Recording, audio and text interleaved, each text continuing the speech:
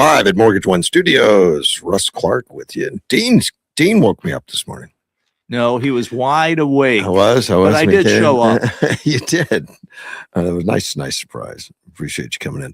I got to talk about Publishers Clearinghouse. You've heard of them? Yeah. What's happened with that? I haven't followed it for a long time. You know, we grew up at a time. I'm sure you saw the commercials on TV where you. Oh yeah.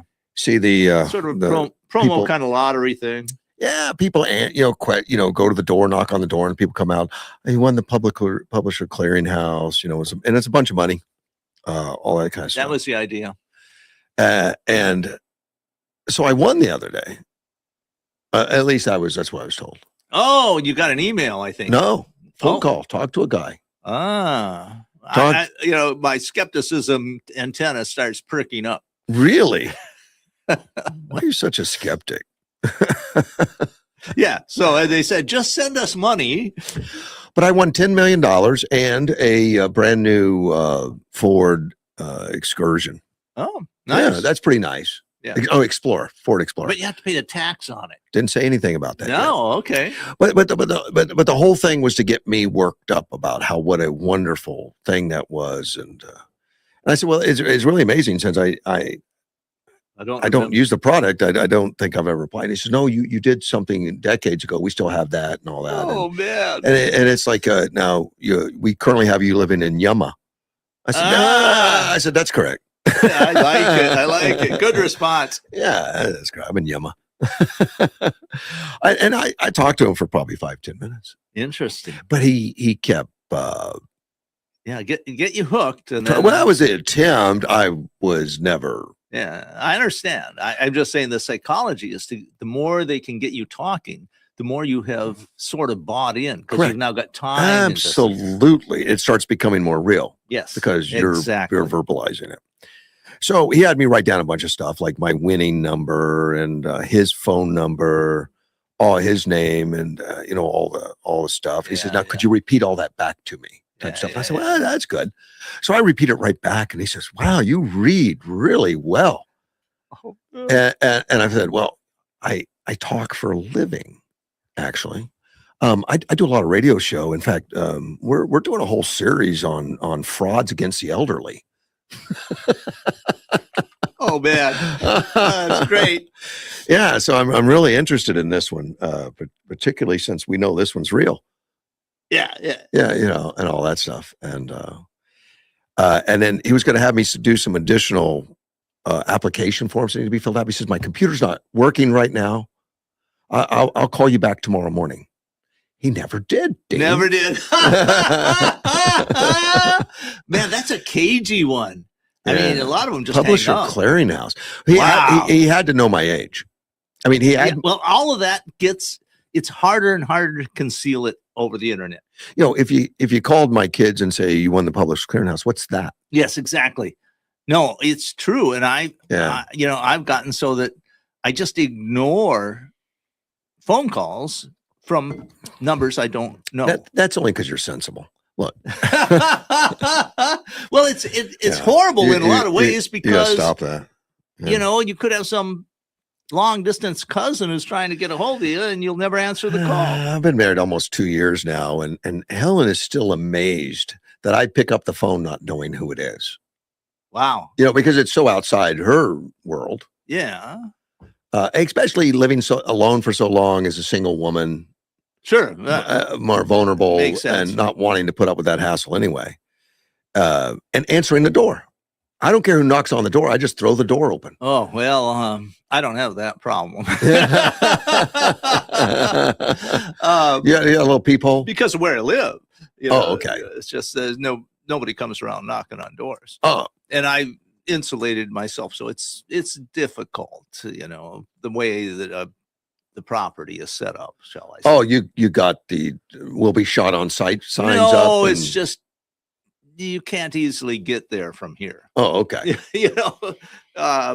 So anyway, and I remember a friend of mine, and some of the people who've been around in Yuma for more than a decade or two probably remember him, Tex Ferguson. Nope. Oh, he was in circles, in firearm circles, rather famous around here. Because he was ran a very well-known behind the lines unit in World War II called the Bushmasters.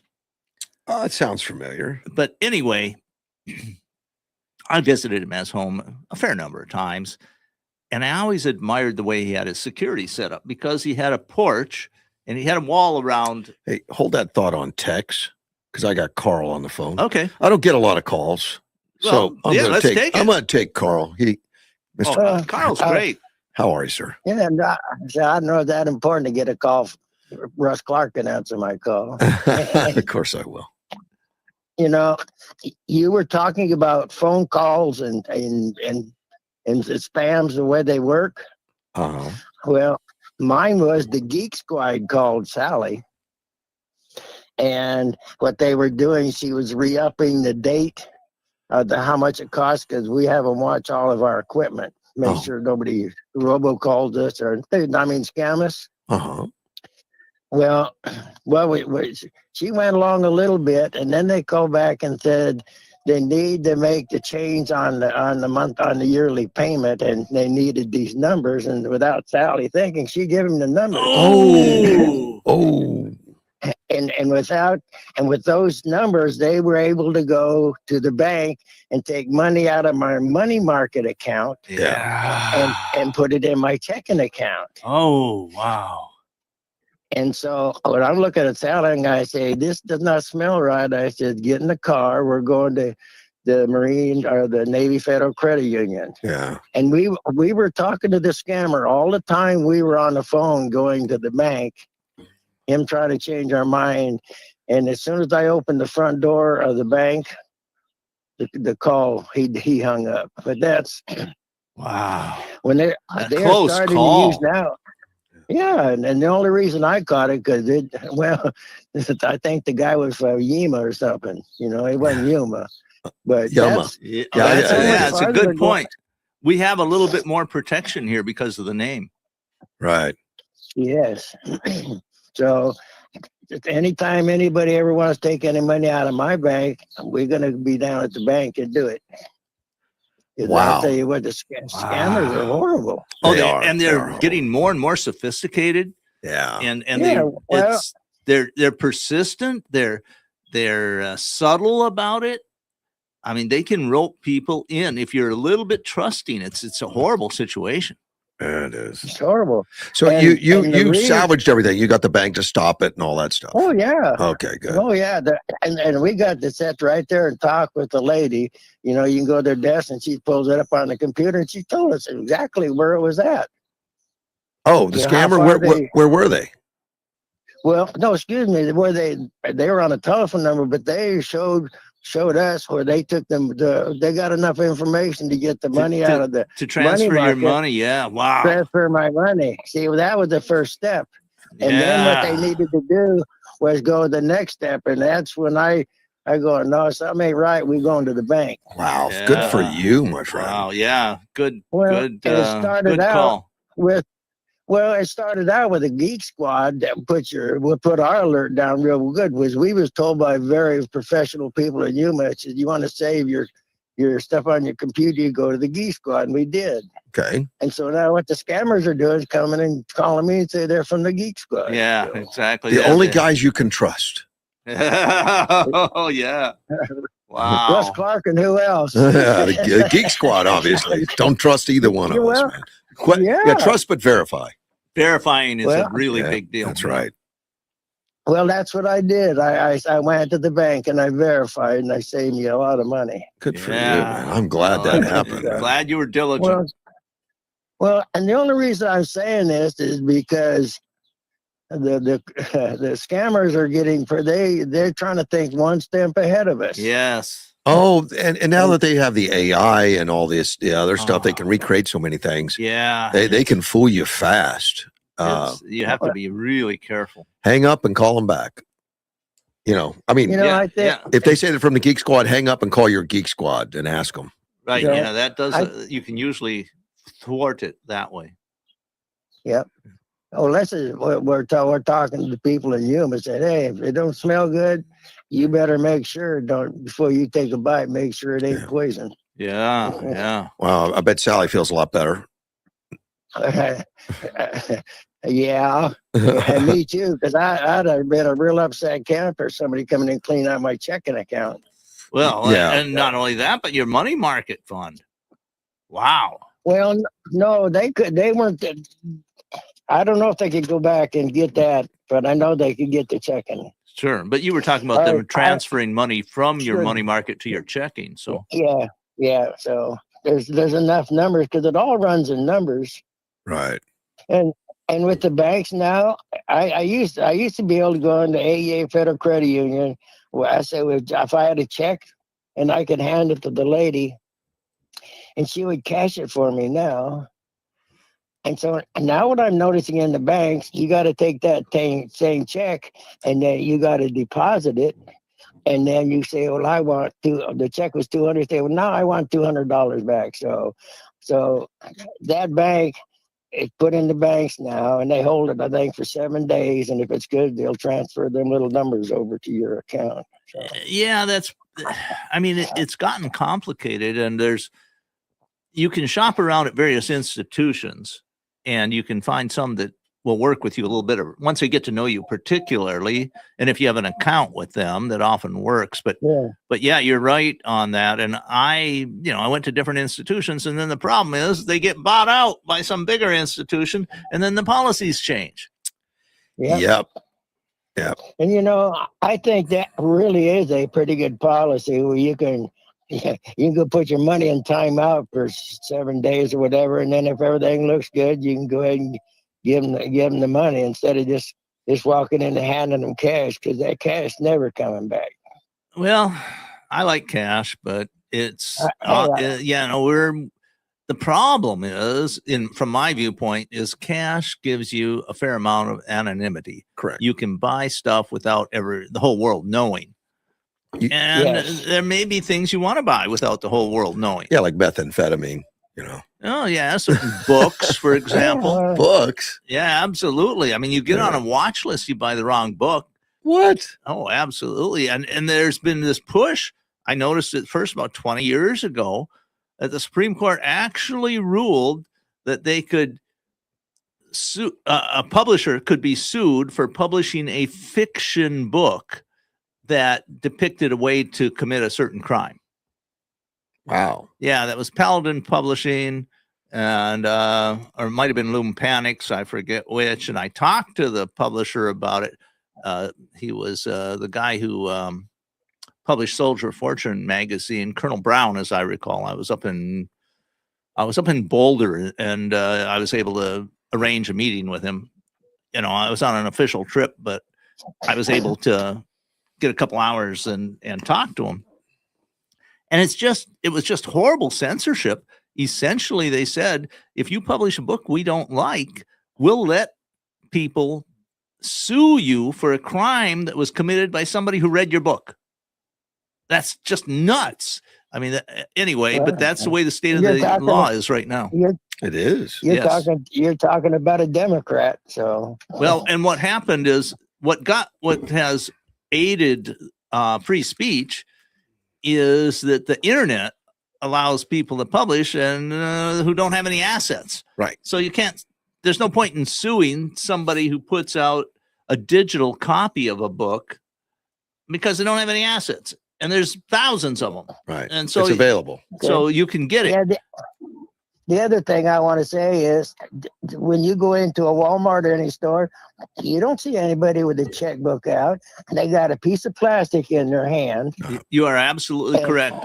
Well, and when you get what you want, you just shove that little piece of plastic in that slot, and it says thank you, and it deducts those numbers out of your account. And all that information is preserved and tracked and digitized and put in databases. It's for my own benefit. Yeah, right. I mean, I don't worry about it as much because I don't have that long to go. I'm older, so I take certain precautions. You're not filling out resumes, so. Yeah. Well, and right now I no longer, I'm retired, officially retired from any job where I have a boss. My boss is myself, and I love what I do, so I don't have any problem with that. But it's these systematic societal controls that are being put in place. Now we've dodged a bullet, and I think President Trump is working against that. But this whole DEI was part of that. Yeah. Because so now what can happen? I'm an 83-year-old man. I can walk into Walmart and take a piece of plastic and shove it in this machine and give it my pass number.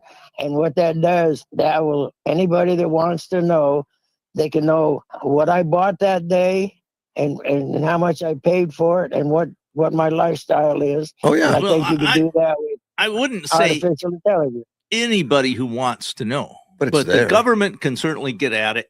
And Well, that's close enough. and big corporate interests can buy that information. Fries knows how many Okay, half gallons of Breyer's chocolate chip ice cream I buy. Oh, They know. Yeah, they They know could that. tell me. And they know when you buy it, Yeah. what your patterns are. And if they know it, if somebody wants to know where you are at, that's all available. and if they want to sell that information, they can. Or if Right. someone wants to take Yeah. it, probably. Now, I'm not completely, totally worried about this, although I think it's a potential for a really horrible tyranny. But, if you go back a few hundred years, 300 or 400 years, most people knew where everybody was because they lived in small villages, and everybody in the village knew everybody else, and they knew all their business. But they didn't have the power of a heavy central government to go after you.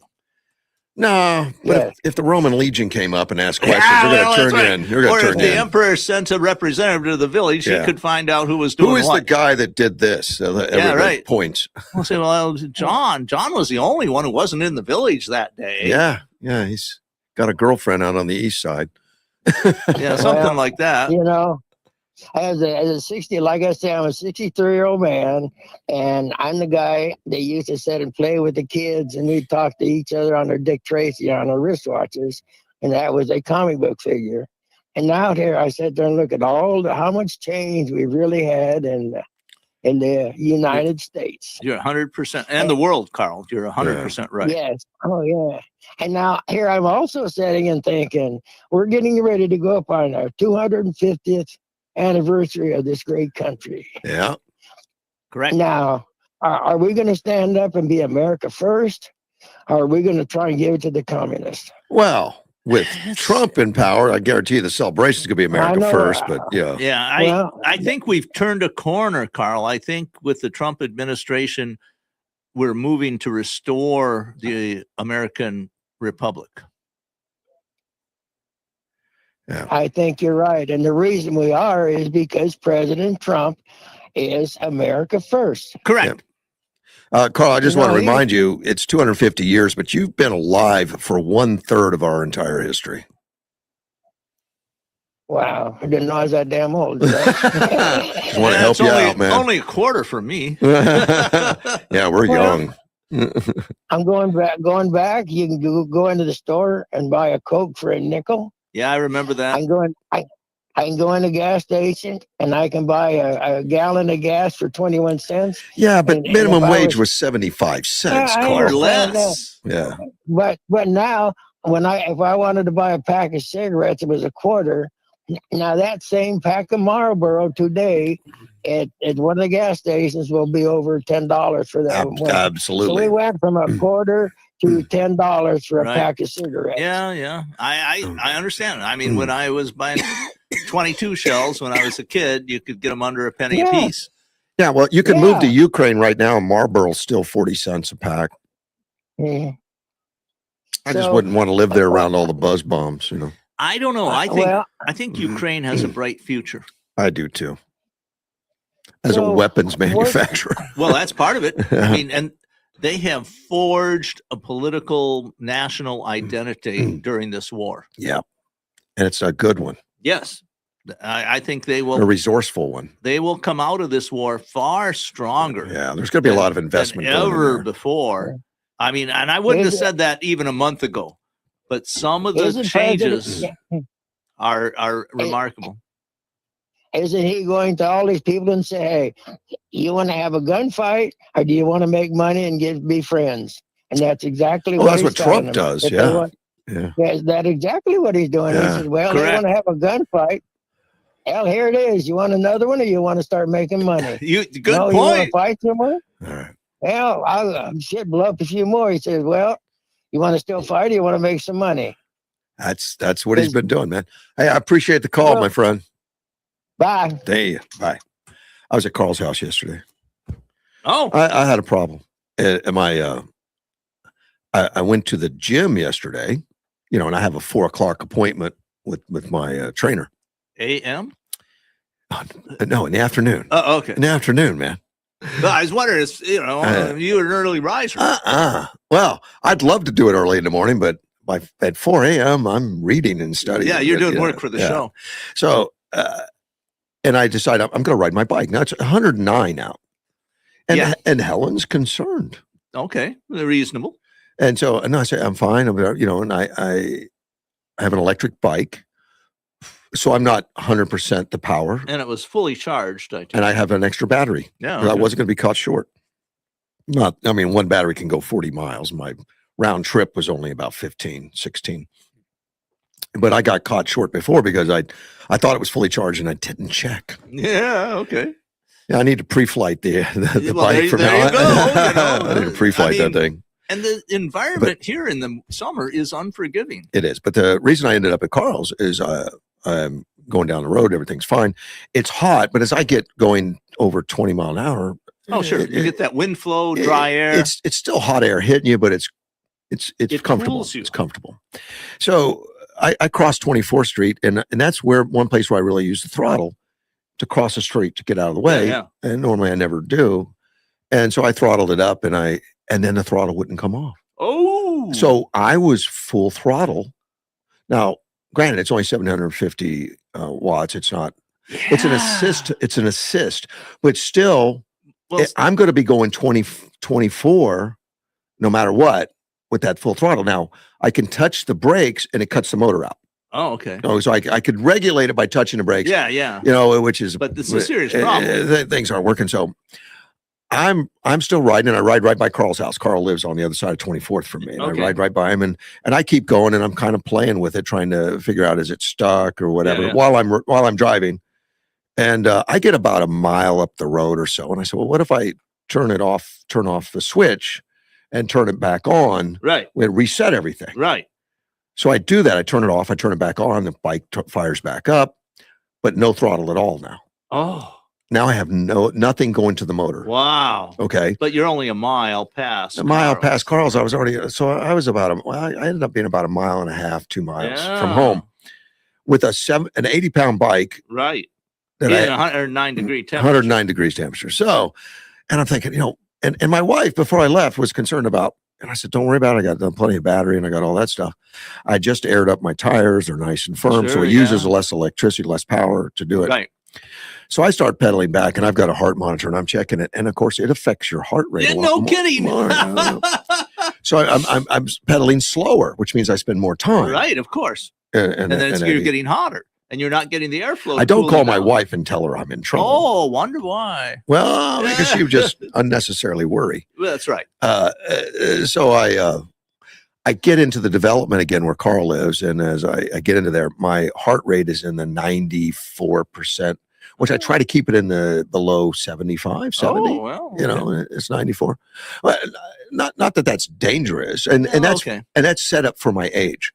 Yeah. Okay, and at my age, that's only 145 beats a minute. For 90 some. I'm not 90. 90. Oh, 90%. Yeah, as you get older, that number keeps coming down. It does, but I've noticed, and it's based on health too, and it has a lot to do with how good your aerobic conditioning is. And I keep that in effect. But by the time I got to Carl's house, it was hitting 95, 96 percentile, and I had to cool off. I had to sit down, right? Even though I'd only had about another less than half a mile to go. So he has chairs and everything in his front yard, and a big shade tree and all that. Right. So I just go and sit down, and then I call him. I say, "Hey, how you doing? Just let you know I'm out front enjoying your sun, your shade. I got a bike problem." He came out and talked to me. We came out for a while. Didn't invite you into air conditioning for a while? I didn't really want air conditioning. Okay. That would not have helped me. That's too much. It can be a shock. Particularly if I got to go right back on the bike. Yeah, I don't want to do that. but But I got my heart rate down. everything worked out. But yeah, that's, there are dangers all around us. And I think But- that's one of the problems that young people don't I did- realize as well as older people. I didn't let it become dangerous. I had water. I stayed hydrated. Yeah, well, I'm monitoring look, my heart rate. you mitigated the danger because you Yeah. understood it. Doesn't Yeah. mean the danger wasn't there. If you see the difference. Yeah. So I'm going to go back to the Tex Ferguson story because I thought wrote it was, down here to bring it up. It was interesting. Sure. And that is, so Tex was a World War II combat vet, and he was in some very serious combat. And he was also maybe somewhat kind of a spook. It's hard to know for sure because spooks lie all the time. Spies, I'm saying. I like the spook. I understand it, but you're right. But anyway, most people would know. But his house was set up, I thought, in a really interesting way for security. And that is, he had a wall that was not easy to get over around the backside of the house. And part of this is ruled by zoning. And on the front side of the house, there was a screened in porch, screened with hardware cloth so that it's not easy to get through. Okay. If you just got a mosquito screen and a knife will cut it. But this was hardware cloth. And I think there's other finer screening too. And then the door had a pretty good lock on it to the porch. And the bell to let you know somebody was outside was to the porch. The distance from the porch door to the inner door was about 15, 20 feet. Okay. So you had that standoff distance. And I'm not 100% sure, but I think he had cameras too. So the point is that if you wanted to answer the door, you had 15 feet of standoff distance between you and whoever was there. So you could evaluate them, and they couldn't just, as happened in Yuma about 25 years ago, you couldn't just pull up a shotgun and kill them when they answered the door, if you recall that case. I do. Yeah. So it was that standoff you end up shooting distance a family gives member. you a lot of more protection than just having a door that is, you're right next to it when you open it. So Okay. that's one of the things that I gathered from Texas. If you can arrange your property so that people who want to see you have to aren't right at the door. They have to contact you from even a small distance away, like 15 feet. It gives you a lot more protection. And so you have that I don't separation somewhat. I don't talk about those things on the air. Okay. But you kept that in mind. That's a good technique is what I'm saying. Yeah. A listener just recommended that I put my call-in number At your site, yeah, you get more calls on the visual. Oh, interesting. Well, you always have Russ Clark's show. Yeah, I could see that. And then I wrote call-in number 928-941-0304. Thanks to Brent. Thank you. Good point. Yeah. It is a good point. So I was able to get it done while I'm talking to you. Well, it just shows you're tech savvy. Yeah, well, it shows a skill set that I didn't know I had. Well, you've always been a pretty techie guy. I'm always interested in tech. Well, okay. I mean, I have been too. I always consider myself an early adopter for computers. Yeah. But the tech has moved so fast. Even if you would devote your entire life to keeping up, you can't. Yeah. You get a portion. But you know people, I'm sure you do, and I know people that are really tech savvy. Where the people More I call. so, yeah, absolutely. I mean, I have, and these people, they devote their life to it. But my daughter and her husband they're computer geeks. Okay. Okay. My daughter her career is a programmer, and she currently Android programming is what. And she had to switch that from other programming. You just got to keep up or you don't have a career anymore. And then her husband is a systems guy for Texas Instruments. And so they're very, very tech savvy. But when I asked for help, I said, I just have to go on the internet and research this. And she said, Dad, that's what we do. Is that right? So I asked her, could you tell me?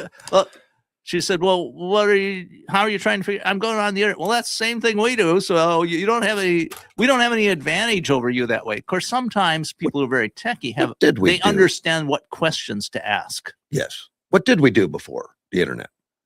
We read books. Okay. We used telephones. Libraries. Libraries. Oh, man. I mean, I am a bibliophile. I admit it.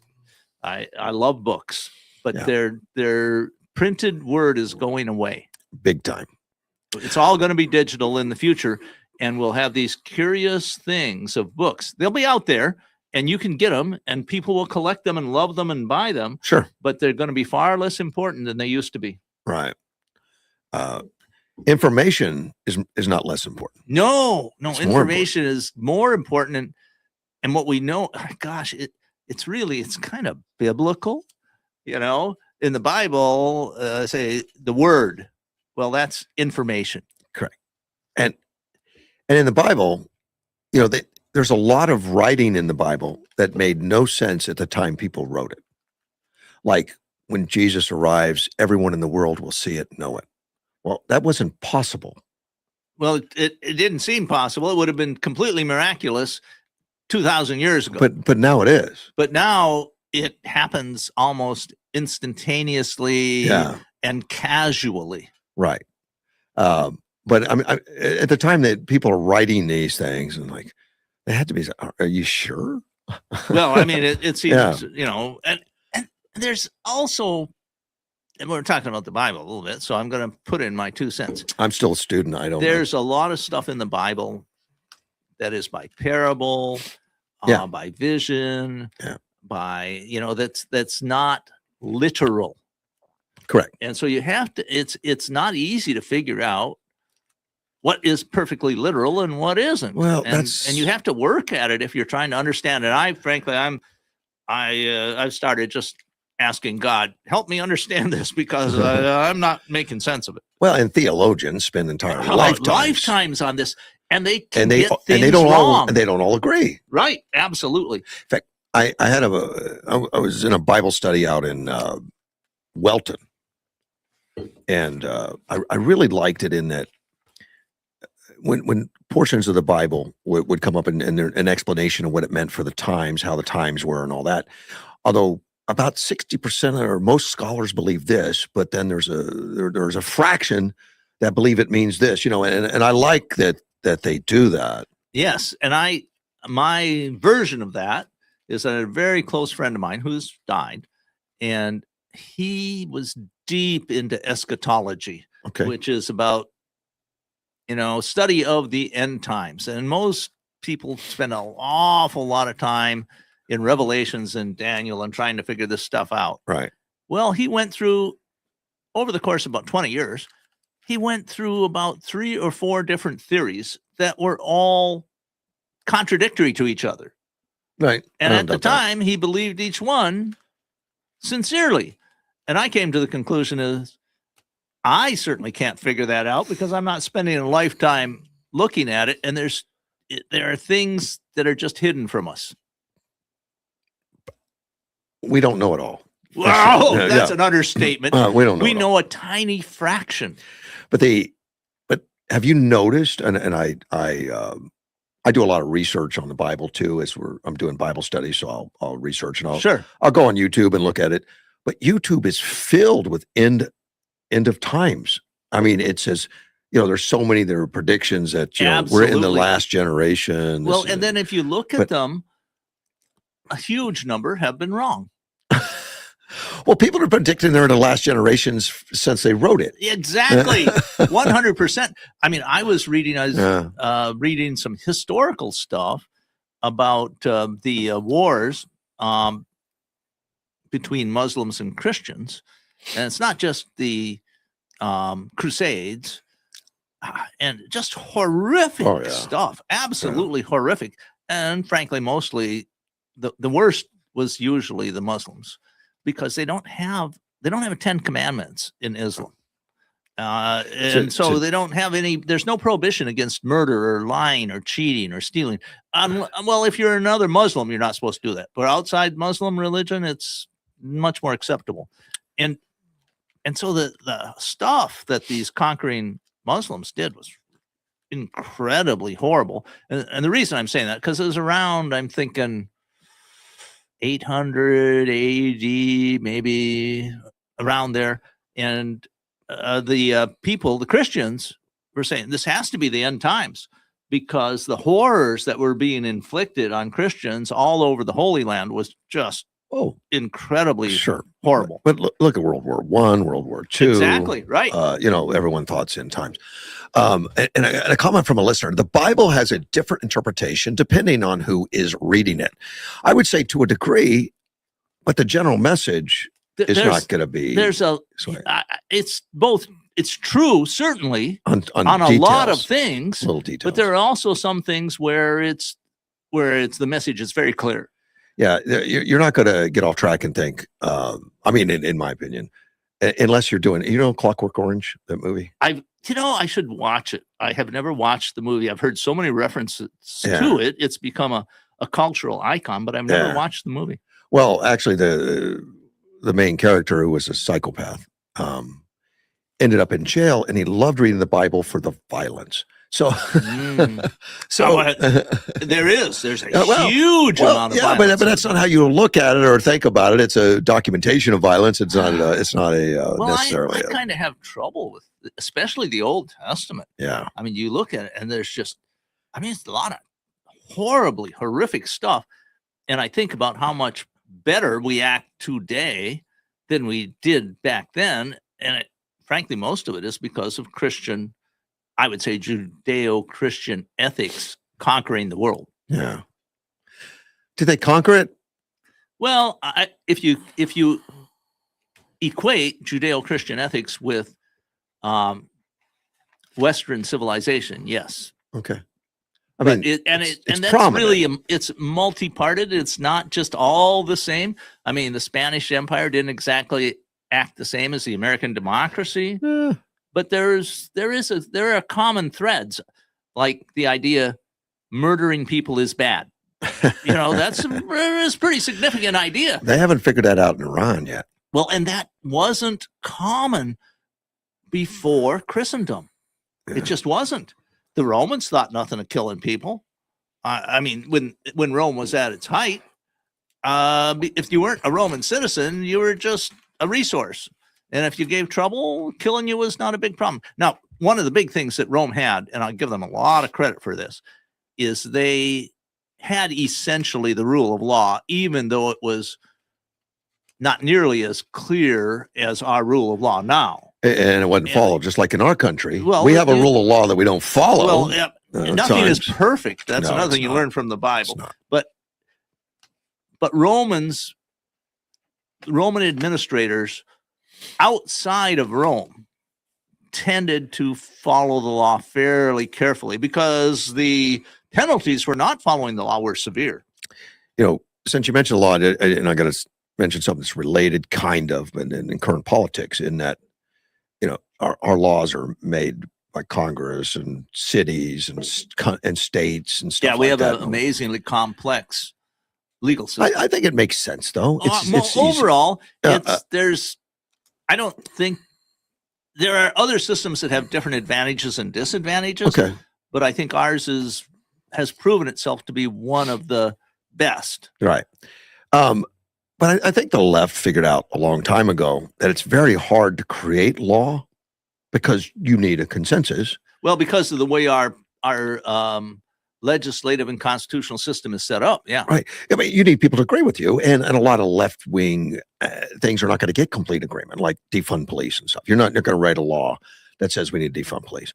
So they decided a long time ago to start making the courts rule in their favor, even if it was not following necessarily the laws.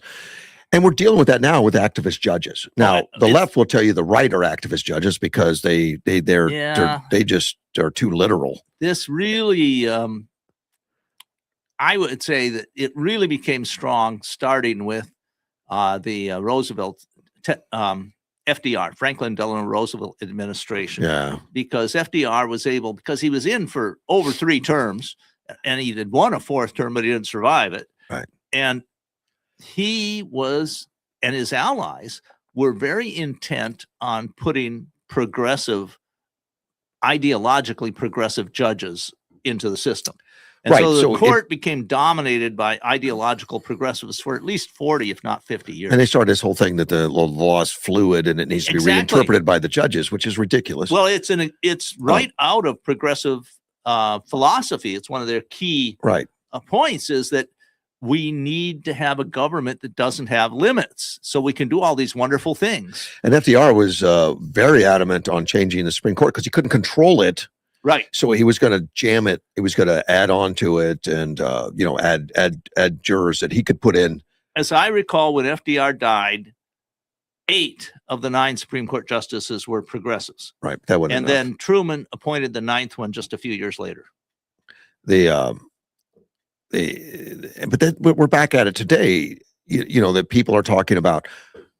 We need to expand the Supreme Court so we can add a bunch of And for the progressives same and stuff. reasons. For the same reasons. For the first Because time, we can't win in the elections. We can't win in passing laws because we can't convince everybody we're right and they're wrong. So let's get the judges to do it for us. well, I'd say it's a little more nuanced.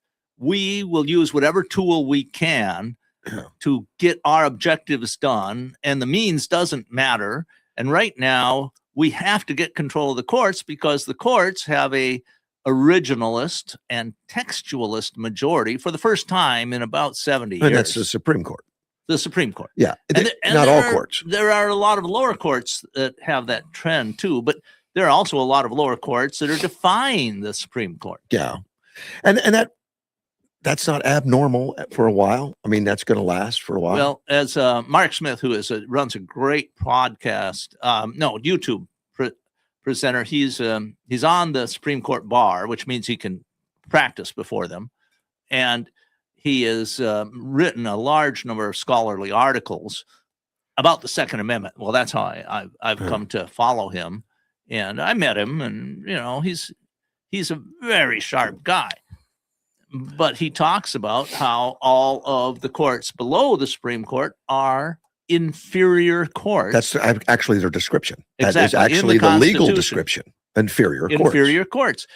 But many of them are simply defying the Supreme Court, and his focus is on the Second Amendment. And of course, that's my area of expertise too. Right. And so I follow him, and he's absolutely correct. But it's gradually changing. You can't be an inferior court and just defy the Supreme Court for year after year after year, because eventually the Supreme Court slaps your hand and says no. Right. And that's happening, but it's slow. It is slow. And I'm okay with that. I'm okay because I agree too. I mean, we cannot preserve the republic by destroying the but foundations of the republic. The left is not for slow. The left is for now. Absolutely. I want it yesterday. And if I don't get it yesterday, I am going to break something. And remember that on the left, the limitations of a constitutional republic are anathema to their very philosophy. Well, here's what's going on now that it really brings it all to light of exactly who they are and what they're doing. In the Supreme Court of the United States recently ruled that racist jurisdictions are racial and not allowed. Right. Okay. And that's where we had the majority minority districts, which people said was part of the Voting Rights Act, which the Supreme Court put out there real said, quick. no, it's that's not correct. It's incorrect. It was a wrong interpretation. Of course, they now got it before the court, and they said we can't make racism better by making more racism. Exactly. So it threw Virginia into a frenzy. And Virginia just went nuts. And their plan is now, and I don't think it's one they're going to even try to enact. Plan is now to fire all the Supreme Court justices in Virginia. Oh, the Virginia, state. That was a 4-3 decision, by the way, in Doesn't the matter. Virginia Supreme Court. They want to fire them all, and the way they can do that, because they can't legally do that. Maybe they can impeach them? Maybe they can, but that would be a long process. Well, and it'd be difficult. I mean, they have a majority in the House and the Senate there, but they don't have a super majority. It'd be tough. But here's the plan. They can legislatively change the retirement age to 54. Oh, wow. And it would be retroactive and instantaneous. They have a hard time with that, I think. Well, I mean, I think that would be appealed. And I think the appeal would would be But, effective because they say you can't enact a retroactive law. it would get rid of all but one of them, and that one is already a progressive, so they don't care. Yeah. And the only reason they want to do that is to do it immediately. They want to Right punish now. them. Well, that they want to punish, and they also want to pass this redistricting, and they can fire them today, put somebody in right away, and then undo the courts that said you couldn't do the redistricting. Wow. Yeah. But amazingly, they don't recognize separation of the government. No, we have they separate, don't, because separation of powers is a limitation on government. and they say, well, if you don't agree with me, I'm going to take away your ability to disagree. Yes. So that we can keep separation of powers. What? It just doesn't make sense. That doesn't make sense at all. It doesn't make sense. In other words, you're saying that the courts have zero power because at any point you can obliterate them. And if you put 30-year-olds on the bench and they disagree with us, we'll just reduce the retirement age to 29. Yeah. And then afterwards, we can raise it back up if we want to. Correct. This is called the rule of man and not the rule of law. And our constitutional republic has been so incredibly successful, in large part because we've been pretty good at keeping the rule of law in place. Lots of glitches and problems, and all of that is true. But you can't have a system that is perfect. Perfect is not attainable. Well, because it's subjective. Well, it's not only subjective, it's just we live in an imperfect world. I mean, you cannot, people are imperfect. People make mistakes all the time. And the idea that you can have a new man that is somehow perfect, which is a Marxist idea, it's just false. It's just wrong. Edward wants to rain on your parade a little bit. Go ahead. He says, because you use cash doesn't guarantee that you have not been identified as store security cameras in many places or linked to the cash register. I agree with him on that. What, you're going to agree with Edward? Yeah. I often do agree with him because he's very often right. Probably much more right than not. Very seldom you find him in anything he's really wrong at. Yeah. And all you need is an ID that's linked to a picture, like a driver's license on file somewhere. In many cases, he's absolutely right. Yeah. By the way, I want to make it clear. I, for one, welcome our new digital overlords.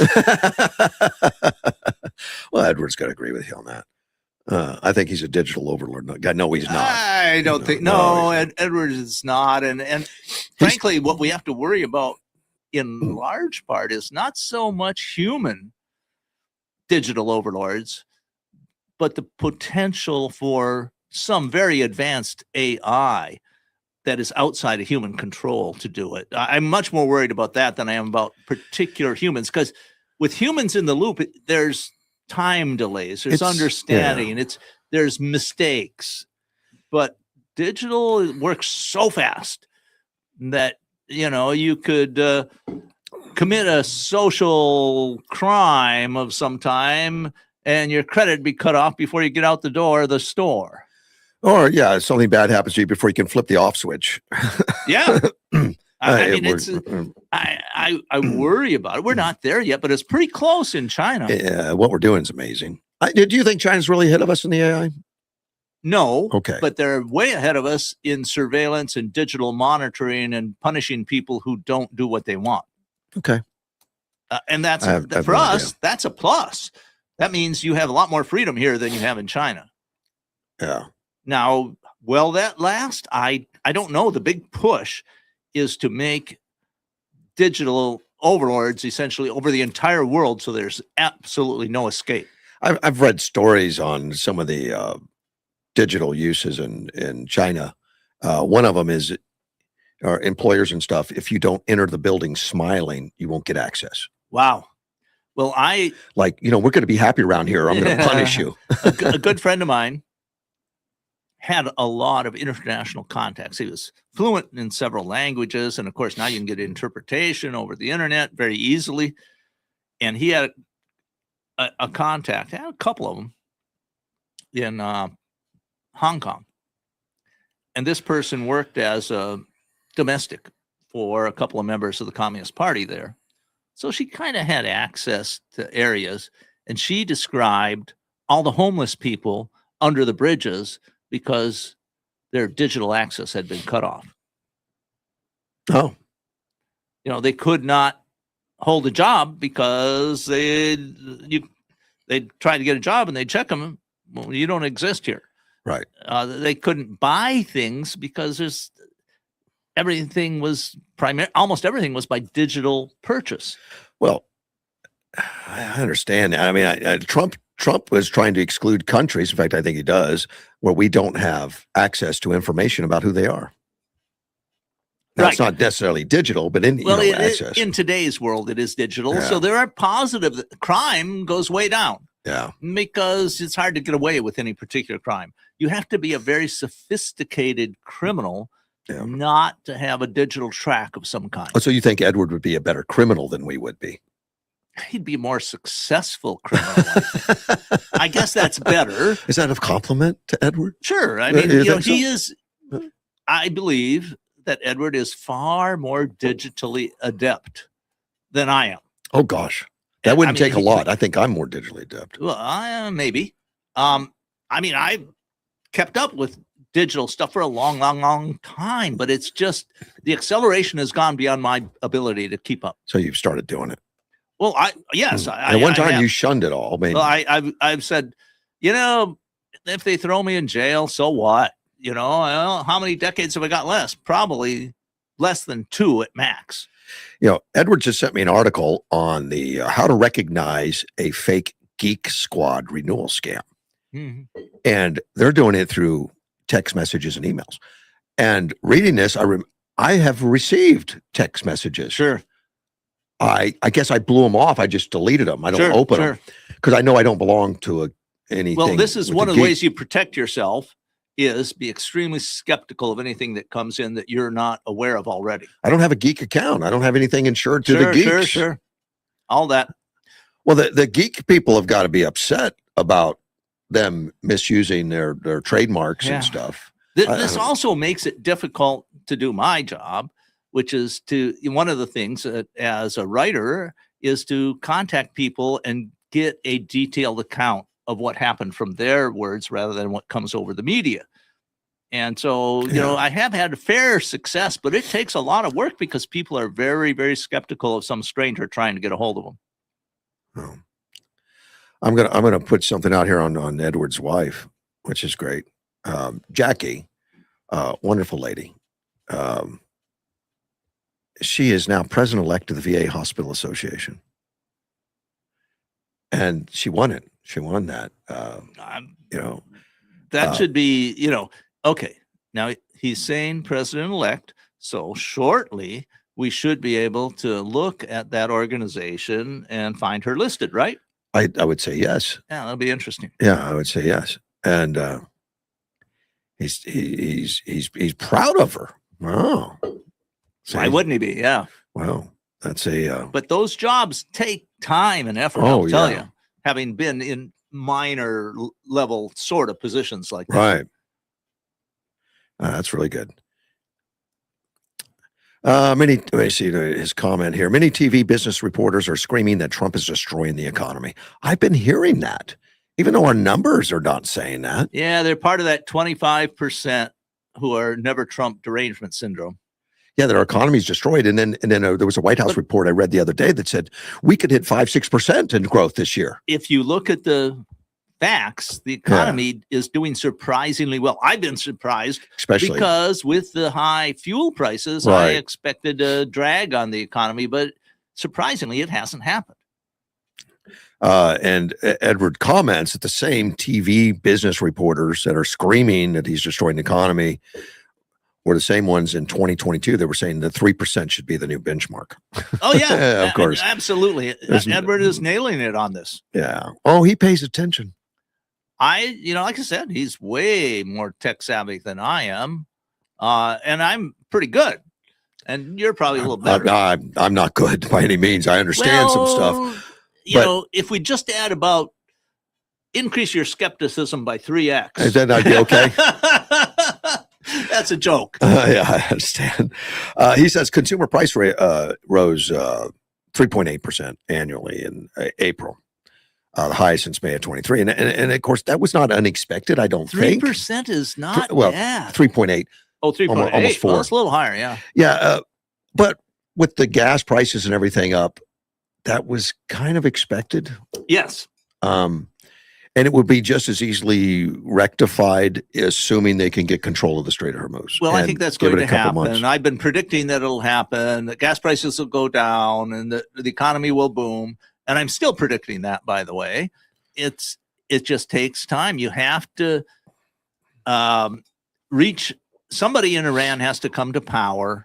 It's all broken up and factionalized. So difficult to try to figure that one out. And right. But I mean, somebody will eventually. Oh, eventually, or it'll be broke up. Right. You might have like it might break up. It might be the balkanized. Kurds might take part. That could happen. Yeah. In fact, that's a pretty strong possibility. Yeah. But all that works to our advantage. Right. Right. And it's going to happen. I read some report. Oh gosh, I think it was from the Atlantic. And they were saying, we've lost this war. It's terrible. Oh, I see it all the time. And I'm reading it and I'm thinking, what kind of delusional world do these people live in?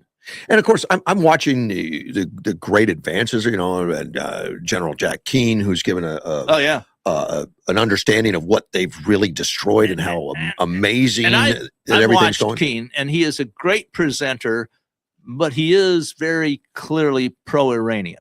I'm not Iranian, Ukrainian. Okay. Now so he's got about that Iran bias. Yeah, he does.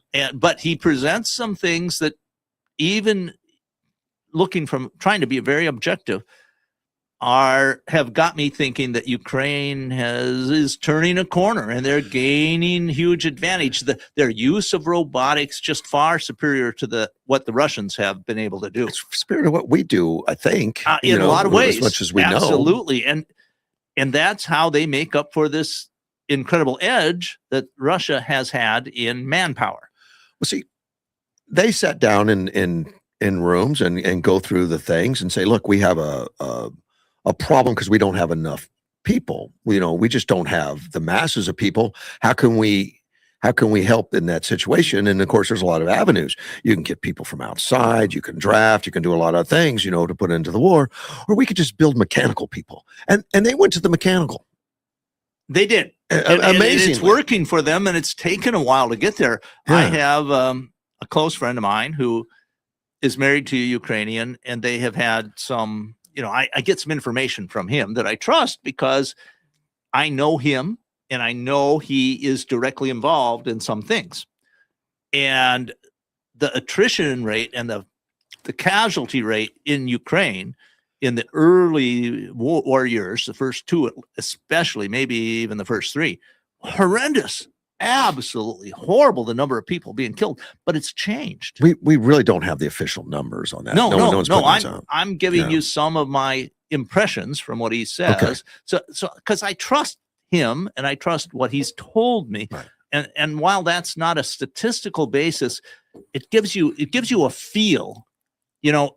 So much of what we get is going to be information warfare. Sure. And I've said this repeatedly. Both sides. Sure. Ukraine is going to try to bend the numbers to their advantage as much as they possibly can. The same thing goes on the Russian side. Because they both want continued support from suppliers and all people. kinds of reasons. Yeah. I mean, the focus is on different things. On the Russian side, it's to make sure they have support of the Russian population. That's the biggest concern there, I believe. That's starting to crack. I think it is, but that's a hard thing to be measuring from the outside. On the Ukrainian side, it's to get continued support from their allies who have been supporting them, like the United States, the European Union, and such.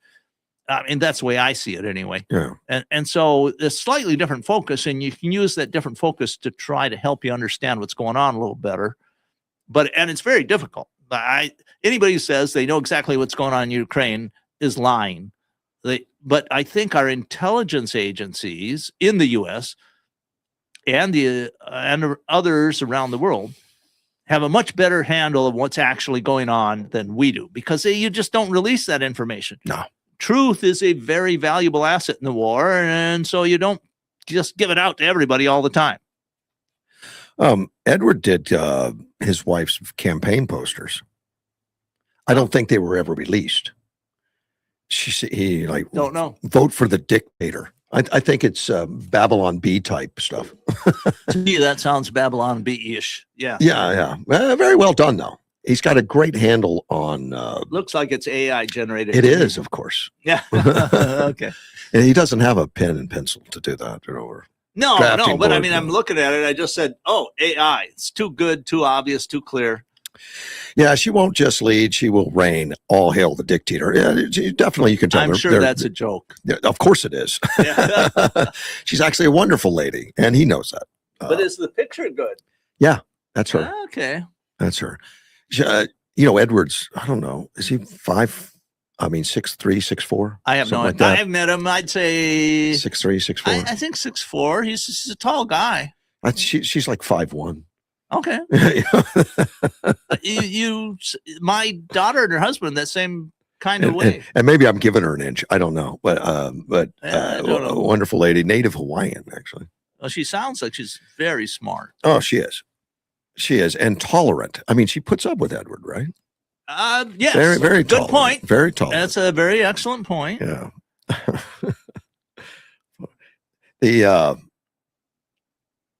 He's 6'4". Jackie's 4'8". I thought I might have given her an inch or two. 4'8"? 4'8". That's yeah. tiny. Power doesn't come in with big heights. Small No. packages. But 4'8" is a really small woman. She's to be reckoned with. Let's take a phone call. You're on the air. Good morning, Dean. Good morning, Russ. Good You're getting morning. better, huh? Hey, Sandy. It is a good morning. You guys were just talking about there's a lot we don't know that our intelligence people do. So Yes. What do you think about Mark Kelly divulging classified information after he goes to a classified briefing? Well, I there think are it's sanctions that can be applied, and they should be. going to be an interesting investigation. Now, I don't know that he gave any details other than the specific munitions that were depleted. He didn't give rates of depletion or what it really means. But still, I would think that would be more information that we would want to have people known.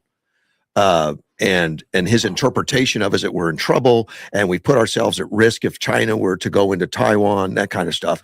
I think that is so horrible and dangerous for a sitting senator to say all that stuff publicly, because they read these things all over the world. I think in Lincoln's time, he'd be in jail. Yeah. And probably in World War II, he'd be in jail for that. I agree. And you guys are right. And then yet on the Democrat side, they're so excited because this is really helping his campaign. And I'm going like, who would want a worthless piece of what like that? That is very dangerous. And I agree. He should receive consequences. I think that's a great point.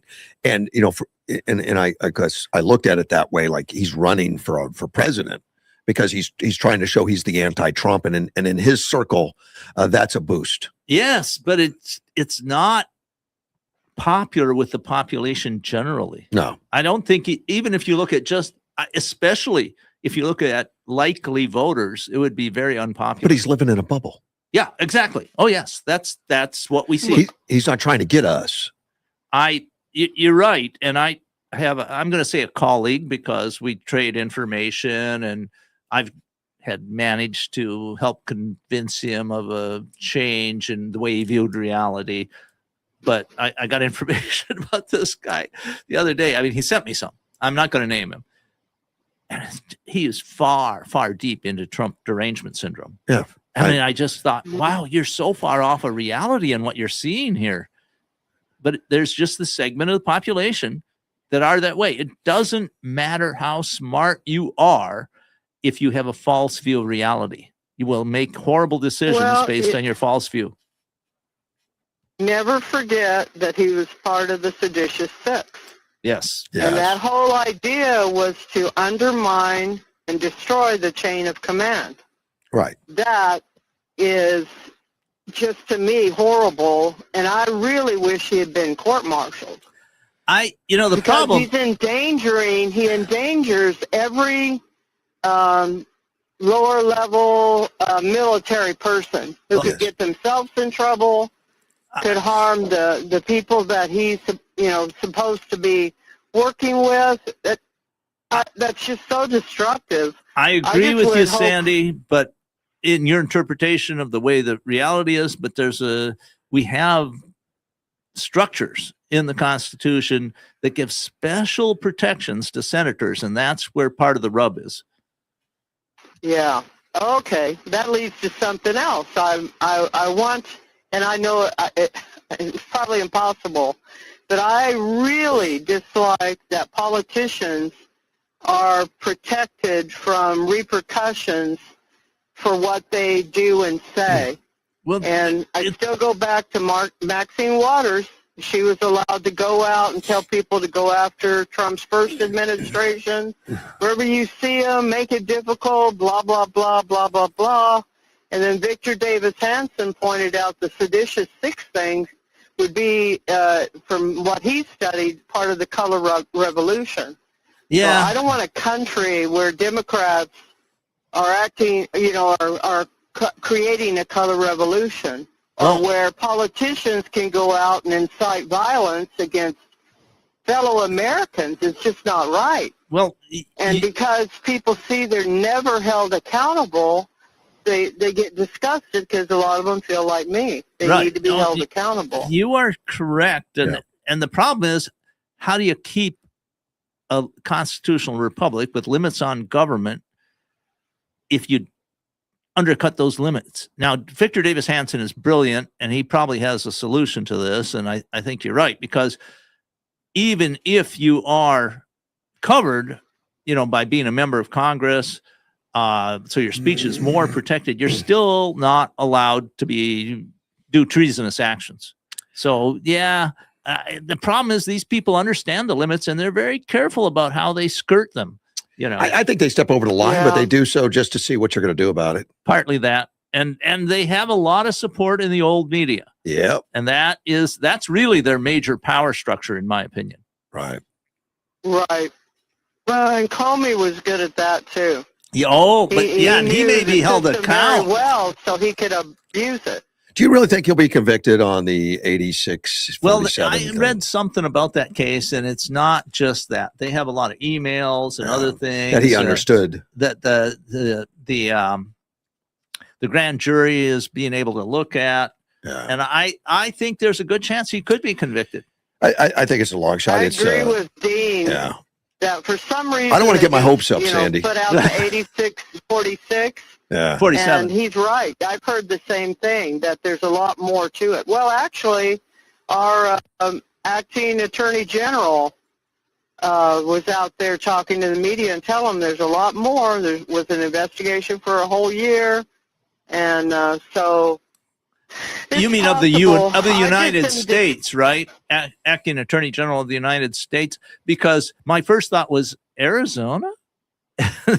No, of the United States. Right. I just can't Yeah. I think just of his wanted to name make right that now. clear, because I was slightly confused Oh. at first. So if I was, there are probably She other is people. awful. Yeah, the Arizona I'm AG, glad I agree. you cleared that up. I didn't even think of her. I rarely think of her, because when I do, I'm just so disgusted Well, that you're somebody right. would so abuse their power. We know, see it. so- We see it. Right. But anyway, Dean's right sometimes too, Russ.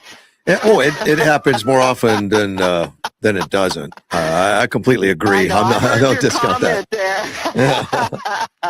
Yeah. Anyway, you guys keep going. Wonderful discussions as always. Thank you, ma'am.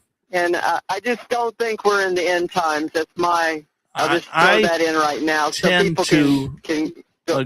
agree. And Sandy, I'll tell you, there is a remedy for these horrible actions by the people who are in Congress, and it's called the next election. Right. We just need the SAVE Right. Act to make sure it's fair. Yeah. Yeah. Well, That's all. Thank you, ma'am. Yeah. thank Take- you very much, Sandy. All You right, always have thank great you guys. insight. Have a great day. Bye bye. Bye. Yeah, Miss Sandy, she's very nice, and she sends me a lot of stuff that I wouldn't get otherwise. Very sharp. I'm really impressed. Great intellect. Greg Wilkinson sent me another campaign ad for this. Is that out of California? Yeah, the mayor Pratt or Spencer Pratt? Pratt. Yeah. Yeah, he's and they have been just amazingly fun to watch. I agree. He's hit something here that is just brilliant. So and he just comes right out and says things openly that the mayor's a liar, but it's not done like he's insulting or anything. It's just a like, matter of fact. It's a matter of fact. She's a liar, and here's what we need to do, and all that kind of stuff. And she couldn't handle him in a debate, and she went out crying, Right. and then she canceled the Wednesday debate. She's not coming again. Yeah. In fact, the only one's going to be debating is him. The other two are not coming. Really? The two Democrats are saying we've had enough of him. Well, there's he's too literal. I thought there was a second Republican in that race. The debate I saw the other day, I mean, I saw clips of it where only 3 of them on stage. So I don't know what happened. Don't know either. There was a second one, but maybe he didn't make the cut. I don't know what the cut was. I'm going to say ignorance. I don't know, but I don't know. That race is very interesting. But I hear it's a long shot for Pratt anyway. But just due to the power, the number of registered Democrats, and all that kind of stuff. And then you worry about the election being manipulated somewhere or another. But at some point, the population starts to realize things are so bad, we need to change the administration. But here's what's positive about the whole thing right now. This thing is national.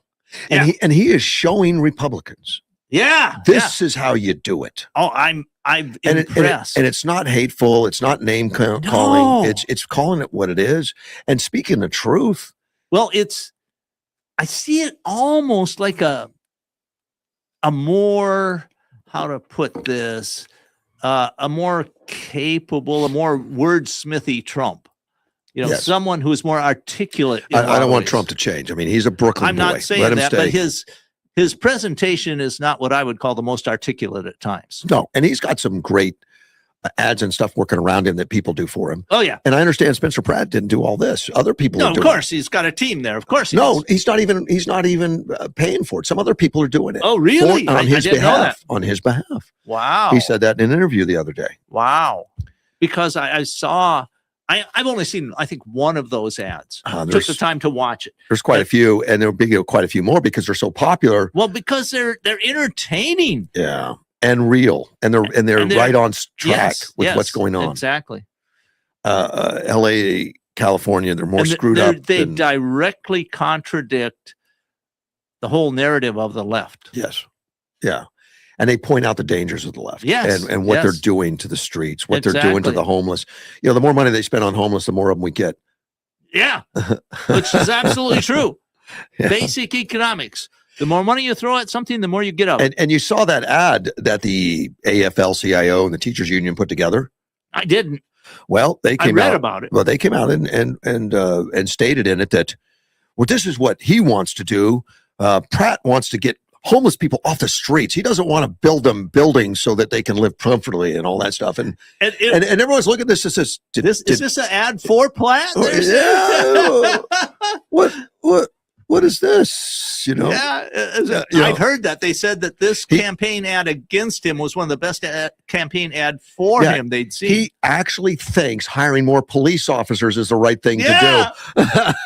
Yeah. I was like, what? Who would have thought it? That's to snub him and to make him look ridiculous. Wow. I mean, you wonder if anybody who put that ad together was, they're in the bubble, buddy. Are they really a hidden Platt supporter? They were wringing their hands as we got him now. Yeah. We've outed him. Well, and this is where I was talking about that colleague of mine, and I'm reading what he's putting out, and I'm saying, you've got this completely wrong understanding of what reality is. Yeah. They highlighted some of the debate. I didn't watch it. I didn't want to. But one of the debate questions was, should should immigrants vote? Yes or no? And that was it. Should they vote? Yes or no? Immigrants. And he said, no. That was it. That's all he said. And the others couldn't answer. They were dancing. Well, it really depends on what you mean by an immigrant. Wow. Yeah. Wow. They say it's just a yes or no question. Well, I'm getting to that, but it's not that simple. Like everything's complex, right? Well, a lot of things are complex, but some things are pretty simple. I think so. Sandra's calling back. I must have said something wrong.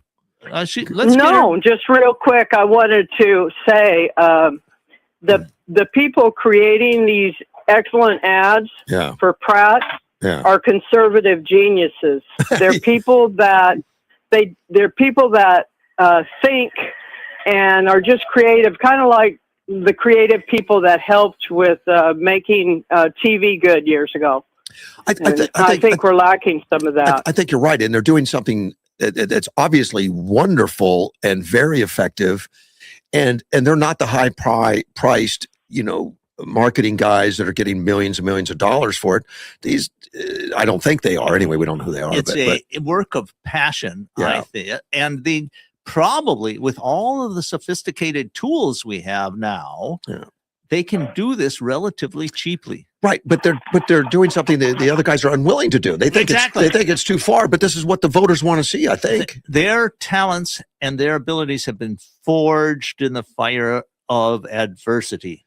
Yeah. These are people who have not been allowed to prosper under a democratic regime, who have had to figure out ways to get around it and to do things that otherwise they wouldn't be allowed to do. Yeah. Yeah. Right. It's not necessarily the same people that helped Trump. No. But they're the same thinking people, and they were people that were so effective that the Democrats shut them down during Biden's years. Yep. They censored them. And they're just out. I don't know a single one of them, but they are so outstanding. It's just incredible to me. I go like, oh, I wish I knew how to do that. I've read some commentary, and I think it's correct, that says leftism cannot survive free speech. I believe right that. Because it's like they're inside a box in a trap that they set themselves, and they can't get out of it. Right, and they're just so dry, so humorless, so uncreative. It's like robotic. Right, Sandy, but they have a solution.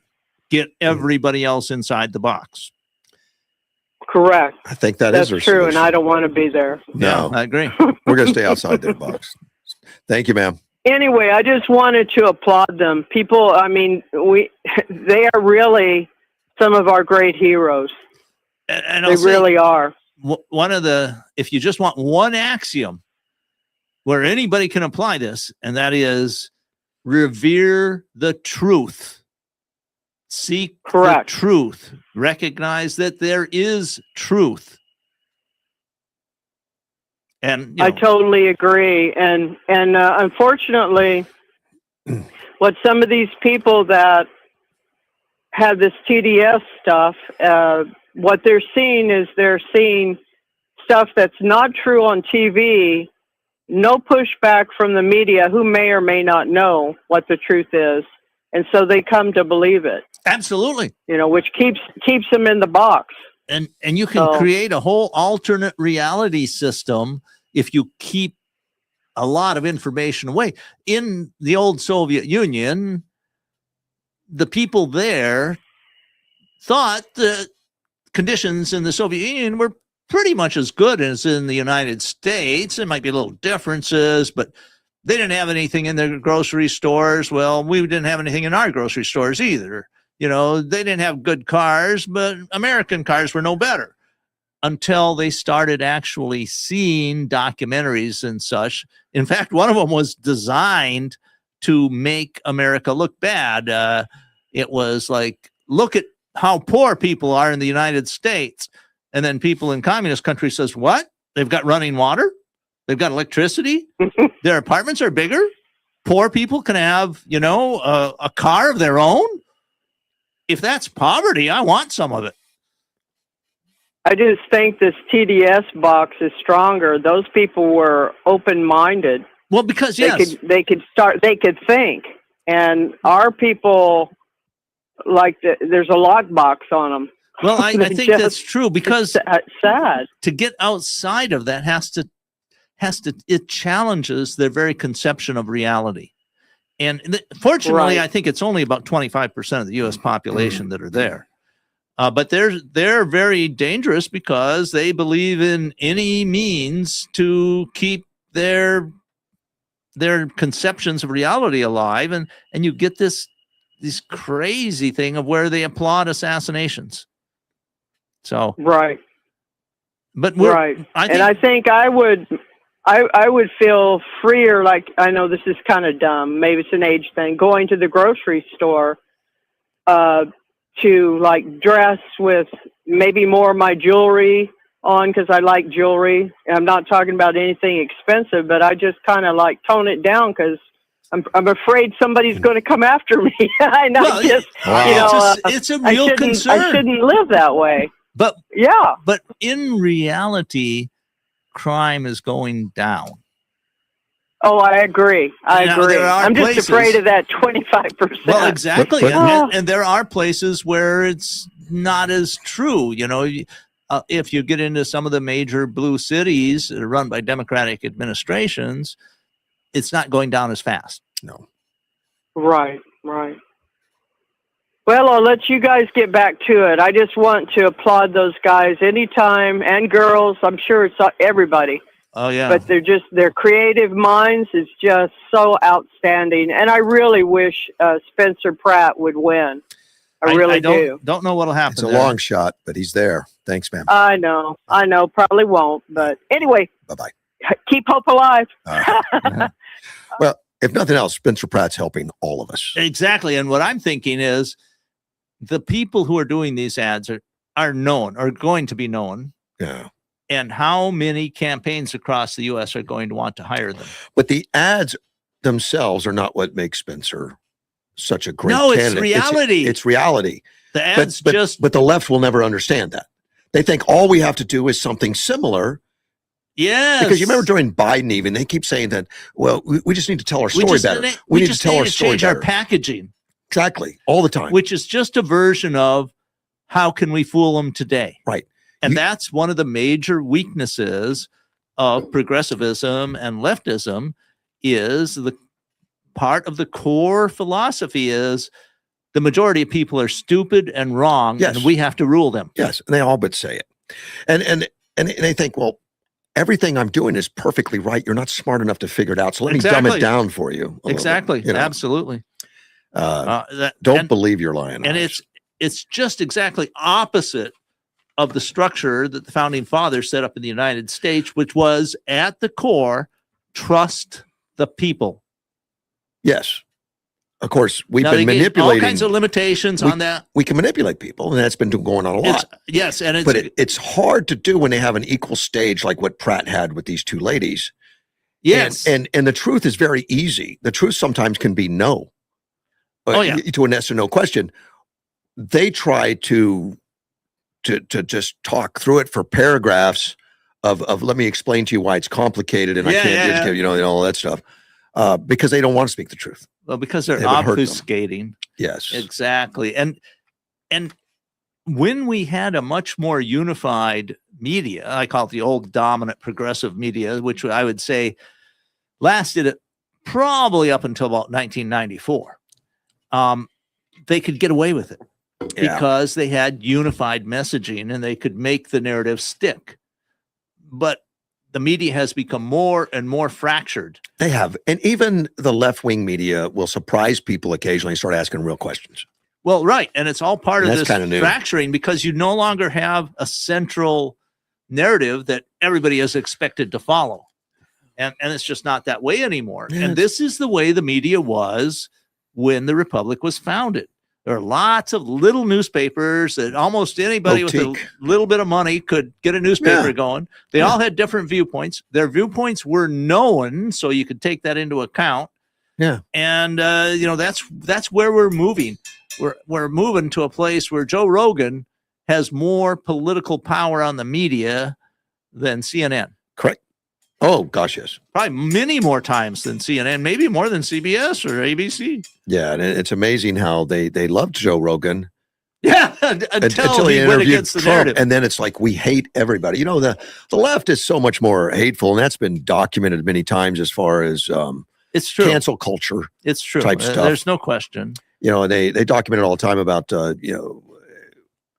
whether a left will cancel somebody from the right or the right will cancel someone from the left. And they by far excel at doing that hate. We're against hate and we'll kill you to prove it.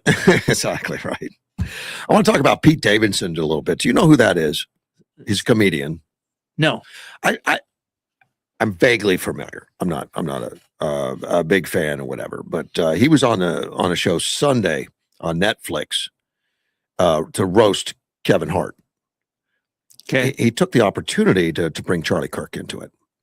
And somebody named Tony Heathcliff is here. Hinchcliffe.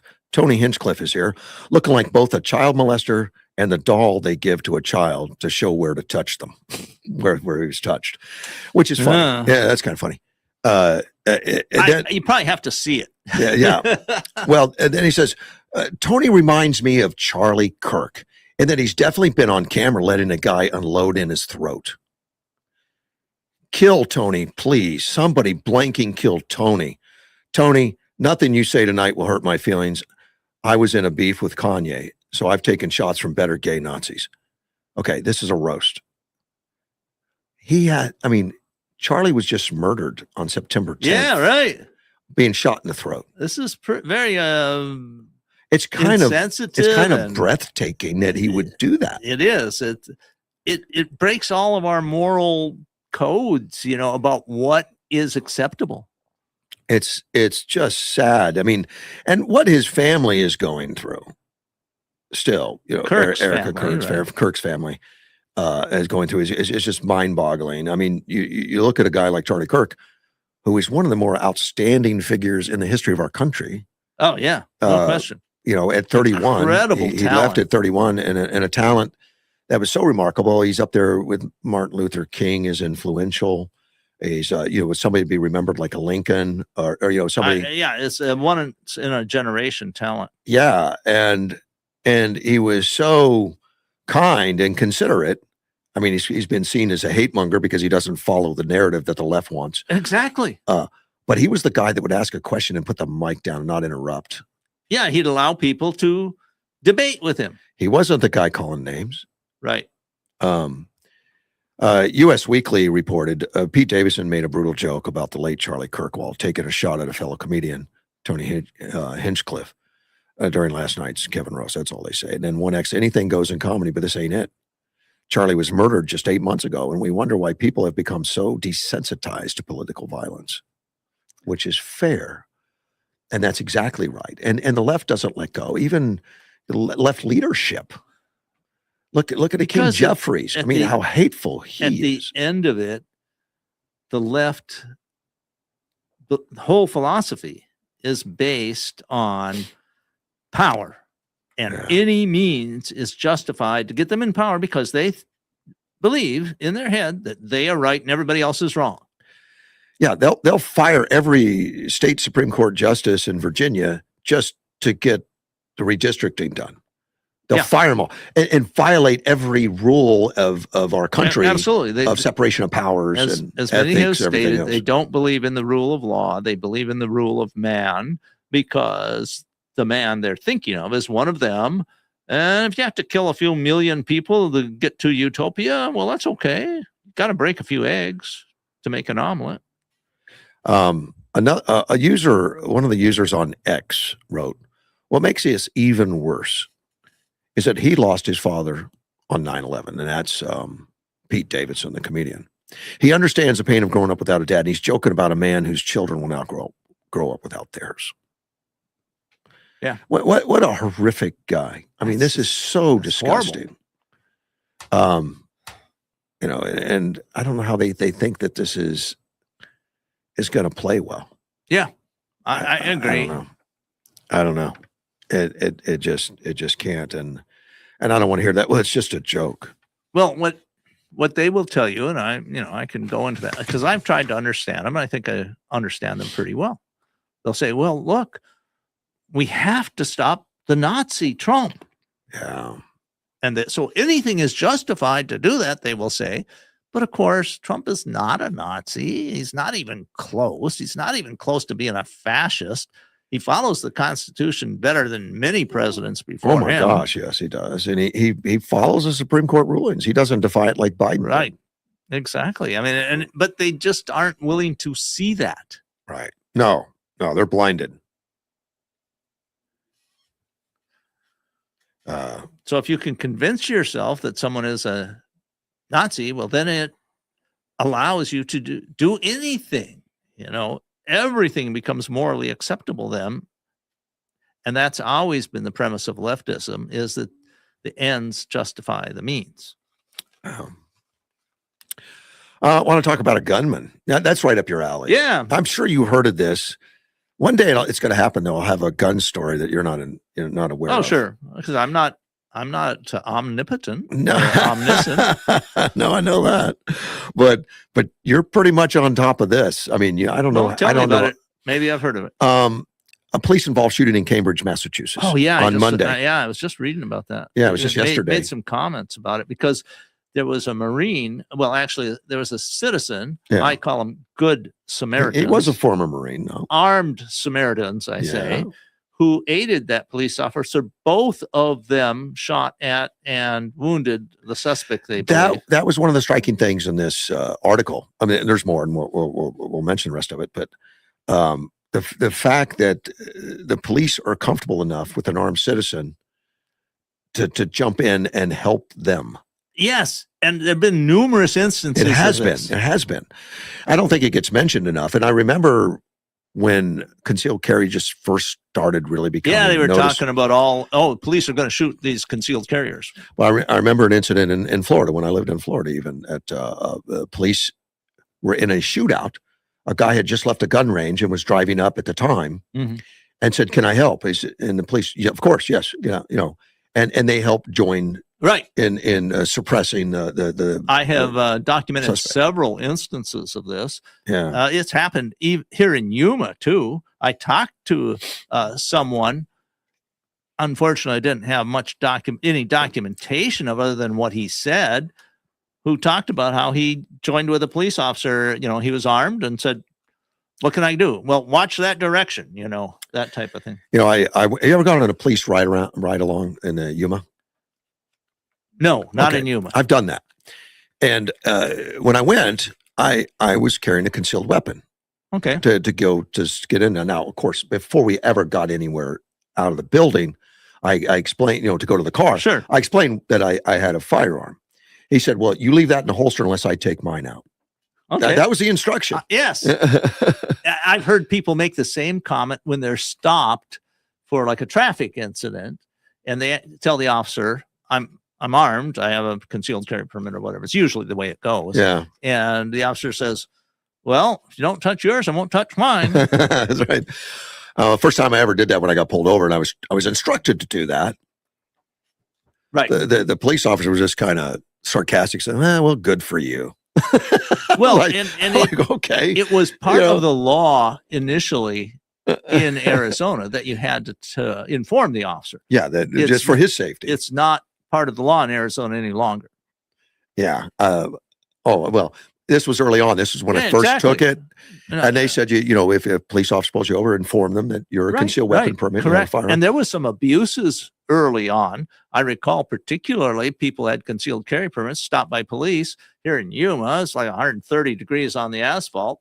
And because they had a concealed carry permit, the officers ordered them out of the car and they had to get on the hot asphalt. I can't get in the grass. It was just insane. Yeah. And that kind of abuse quickly was stopped. Good. And every officer I've come in contact with is supportive of First Amendment. I mean, well, what's happened is Second Amendment rights. Is that we have accumulated a body of experience that shows that legal concealed carriers or legal carriers in general are very law-abiding and an asset to police. Yeah. And that's what we found. And the police are more aware of this than anybody else because something like this example that you brought about from Massachusetts, the police are much more, that runs like wildfire through police information circles. Oh, it does. Oh, absolutely. And they go, that makes sense. That makes sense.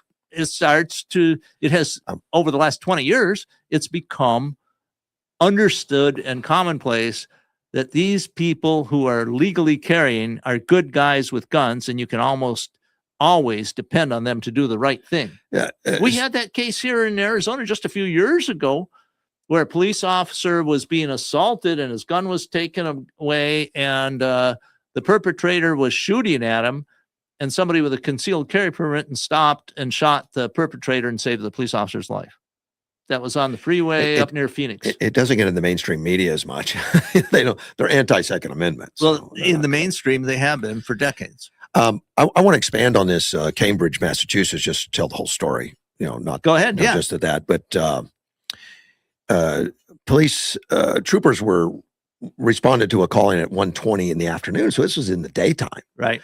to a shooting involving the law enforcement and all that. But EMS has responded to the scene to treat at least one individual for a gunshot wound. Additional details about circumstances were not immediately available right then, but of course, we know now.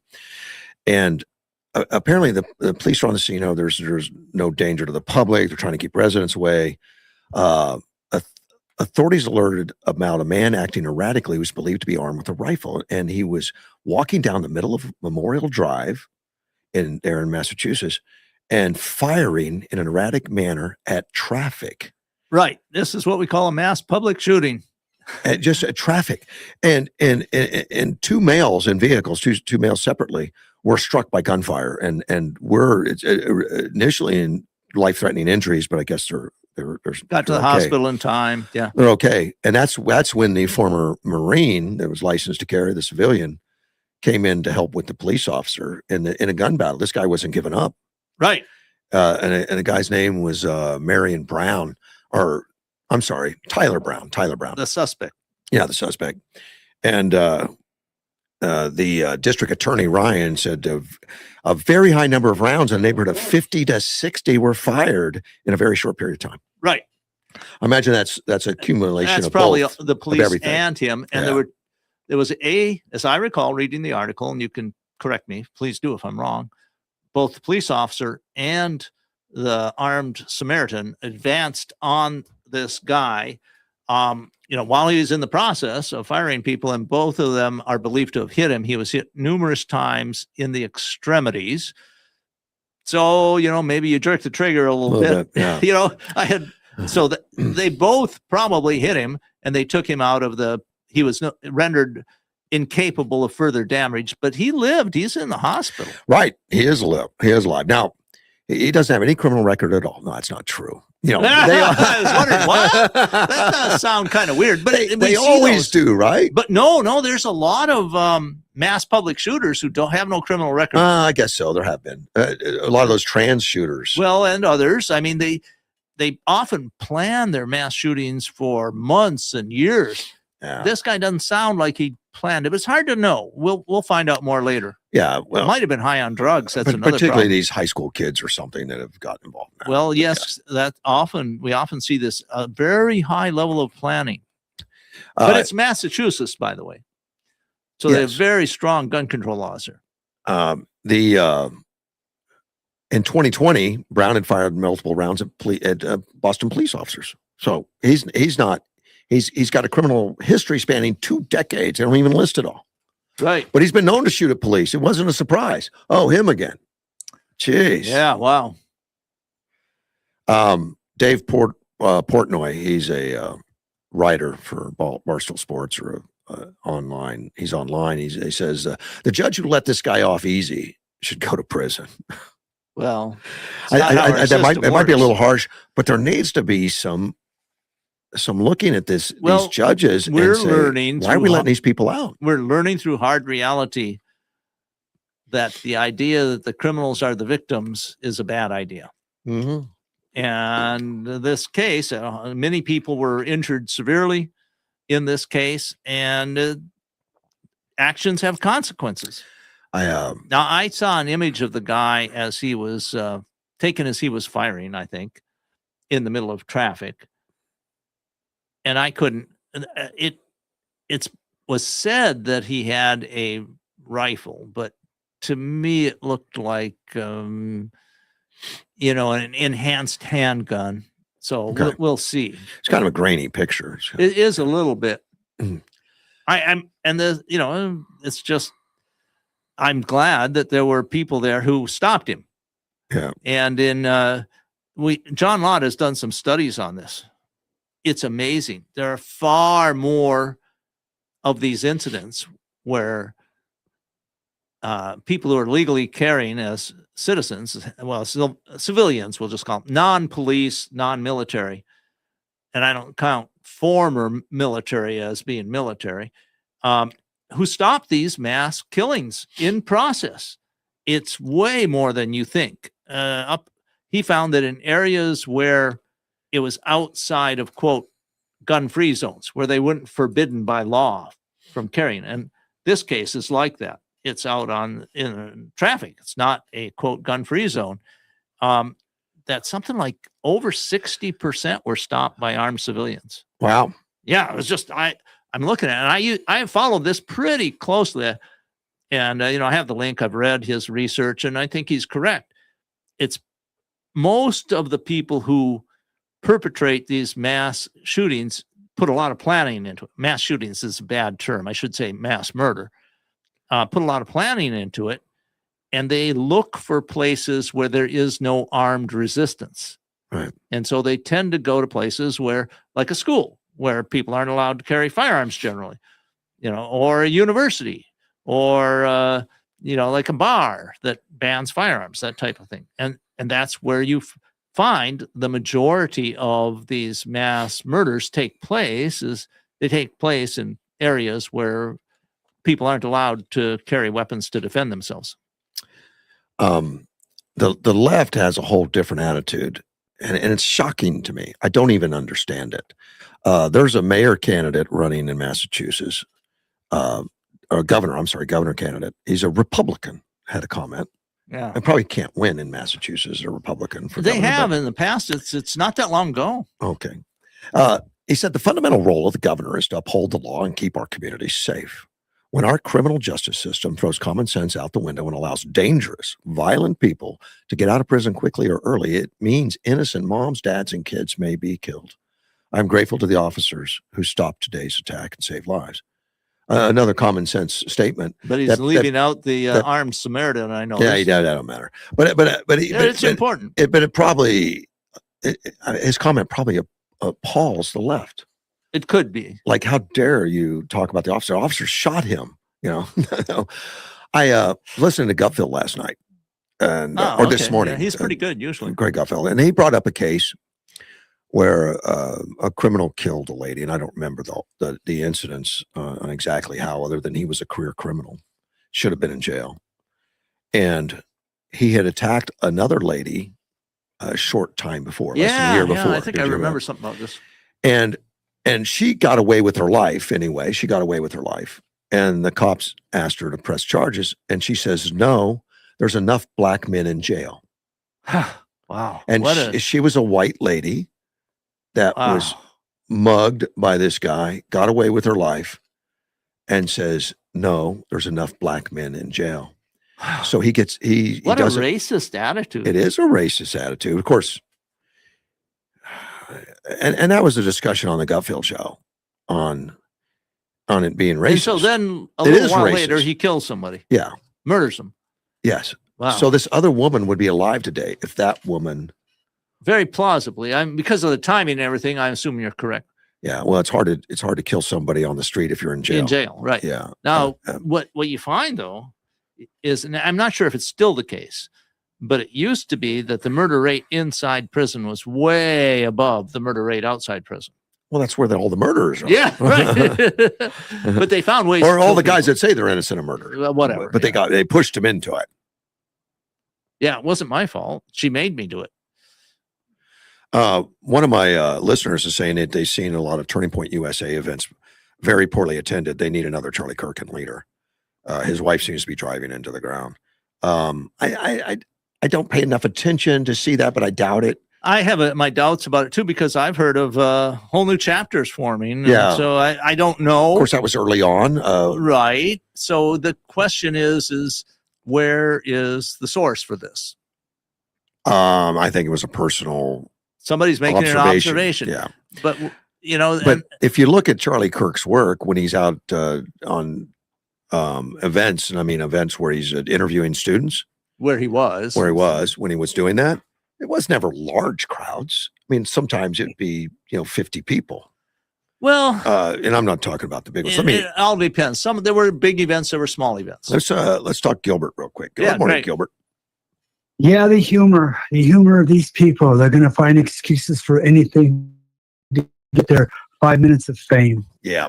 Charlie Kirk was all over the place. He had big crowds, middle crowds, huge crowds, big crowds, and wow, that's a lot of people there. So it's about the people that want to invest their own time to these what we should call. I don't disagree events. with the comment in this way, in that Charlie Kirk was a name that everybody knew, recognized as Charlie Kirk's coming to town. Now they're saying Turning Point's coming to town.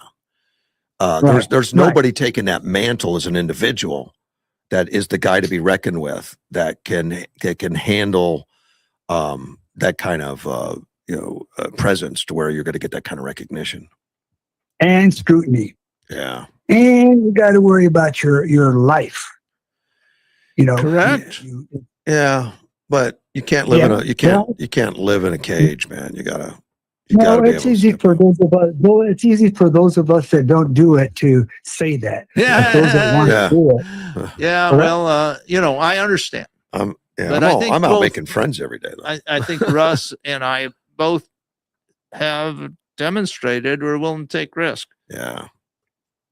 Well, yeah, same here. Yeah, exactly. Yeah, And you know, but at a point, you have to stand up. yeah, you do. So there was an incident the other day. Let's say we were at a place of worship for a rummage sale.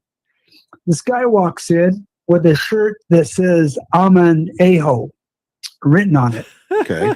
And I looked at that and go, wow, that ain't cool. You shouldn't be in here. This is church grounds. They're having a rummage sale. So I brought it up to the attention of somebody with authority there, and he just shrugged his shoulders. Okay. And I looked at him and go, huh? And I go, if there wasn't, people like you and I do not stand up to these people, that's why we have the problems that we have today. And he more said he wasn't worried about it. He just doesn't want to cause an incident.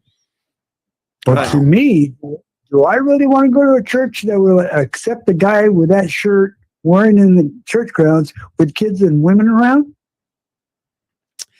Yeah, I think it's a very astute comment on your part. Yeah, that's weird. And I agree.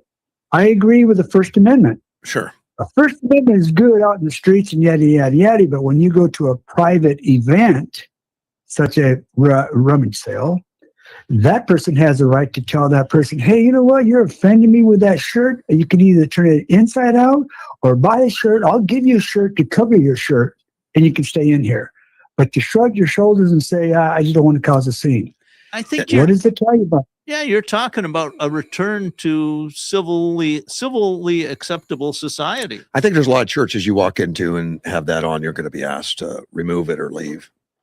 Yeah, but the fact that you have one that said, you know what, I'm not going to bother. I don't want to cause a scene. It's a problem, and it's difficult. It takes some fortitude to stand up.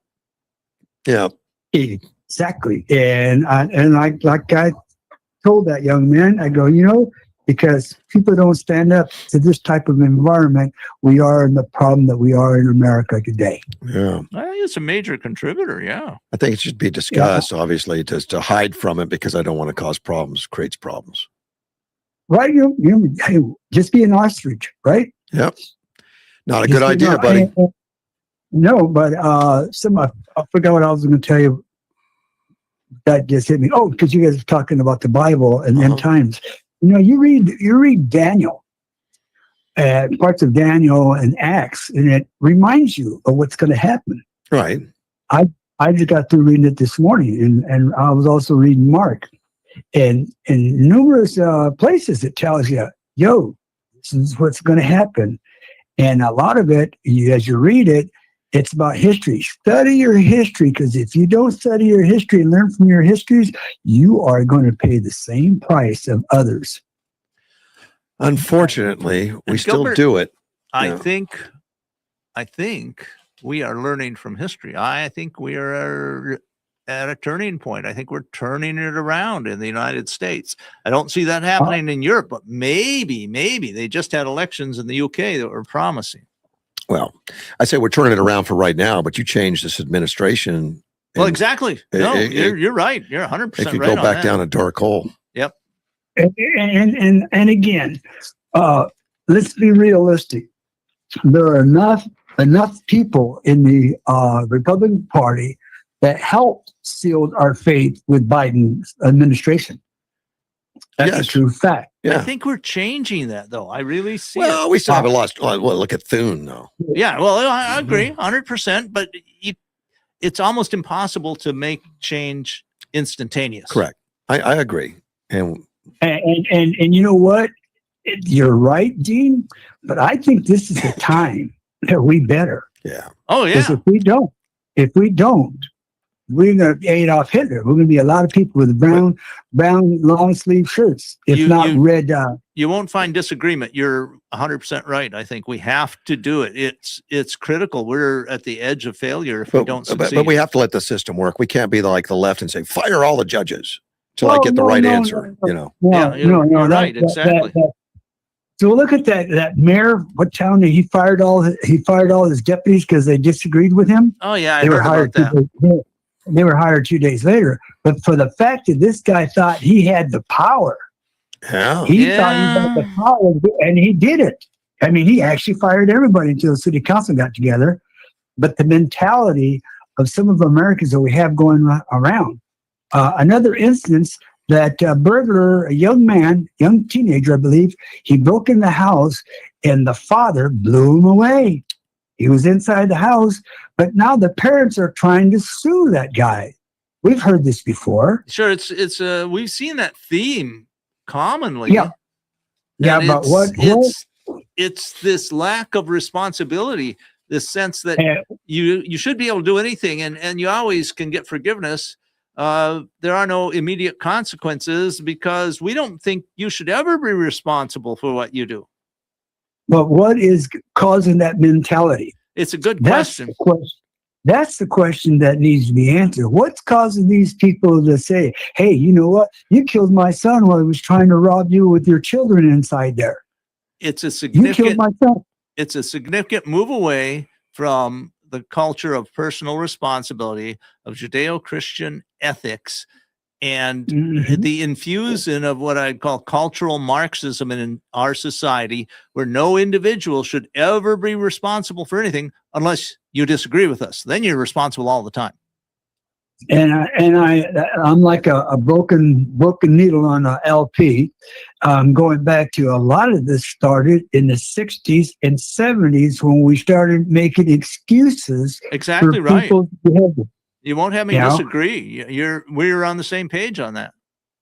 And the Dr. Spock admirers, all that they threw all their apples in one basket with Dr. Spock.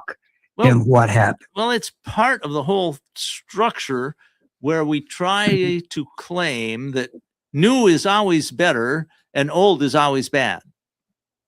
Right.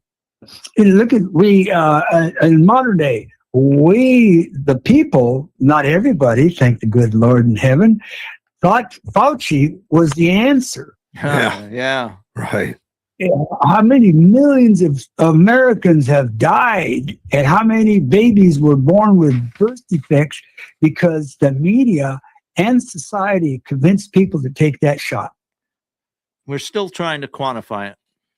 Yeah, exactly. And that's what I'm getting at. Anyway, I thought I was hearing you guys going all over the board. So I said, yeah, I'm here working in my karaoke room. I think I'll bring something up. It's because we all have attention deficit disorder. To say the truth, I tell you what, I'm up at 0400 and I got the book open by 10 after. And I'm having a good time with it. Thank you, buddy. So y'all be good. God bless you all. Take care. Bye. Bye-bye. You know, with the 250th anniversary coming up, yeah. Edward sent me something on the Statue of Liberty the other day, which talks about the pedestal of the Statue of Liberty. Okay. Now, it says here, the Lady Liberty stands a total of 305 feet tall. The statue itself accounts for less than half of that at 154 feet. I'm like, oh, that's more than half. The pedestal is actually is 151 feet and it's taller. Is 151 feet taller than 154? No, I don't think so. No, it's a 3 So foot. I keep looking at this and thinking, is this a typo? I mean, if it's true, they're about the same size, basically. Right. They're 3 foot difference, Well, the but pedestal is probably in volume bigger because it has to be the base. yeah, it says taller. It doesn't say bigger. Yeah, I It says understand. taller. 300. You ever been? No, I haven't. I have been. It's worth the trip. It's definitely worth the trip. Well, an interesting thing too is the pedestal was created in the U.S. Correct. and it has that poem on it about "Give me, you're tired, you're poor," or whatever. The New Colossus, a sonnet. And that poem was not with the original statute. It was No. an add-on. No, you're right. You're exactly right. And it was put into the pedestal. Now the pedestal was privately Funded. It was So was the statute crowdfunded. It cost $250,000. Huge amount back then. Well, that's equivalent to 8.5 million. So big amount. Well, what's the date of that when it came in? About 1890, something like that. What was the? remember? Yeah, it was. It was in the. You got to remember that gold 1883. was $20 an ounce back then. I don't know exactly when it was. 1884. Well, I said 90. I think I was pretty close. Oh gosh, yes. Yeah, I'm not.